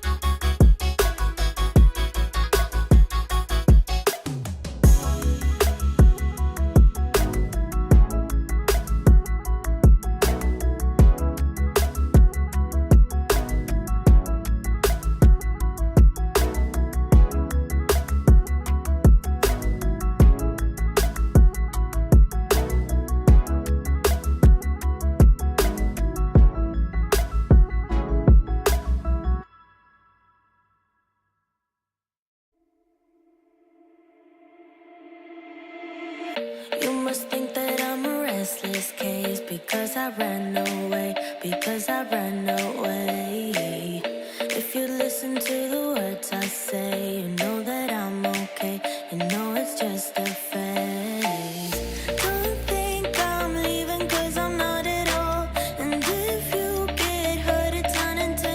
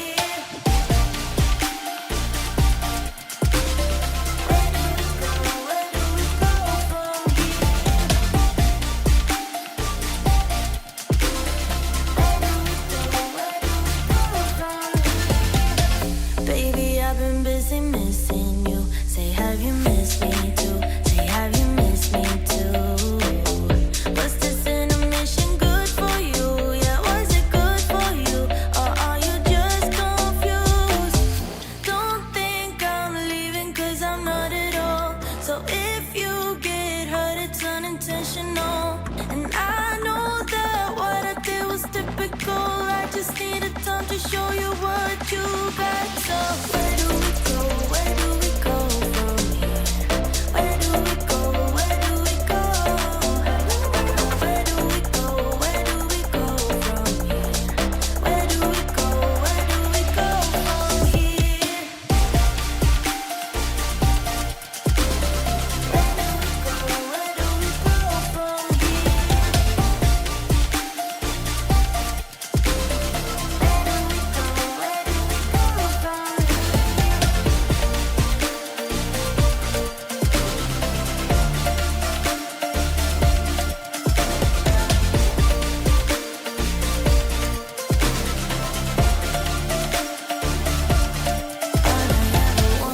A sign from you, telling me you need me here just like I do. All I ever wanted was to make it through. Tell me, how about you? How about you? So where do we go? Where do we go from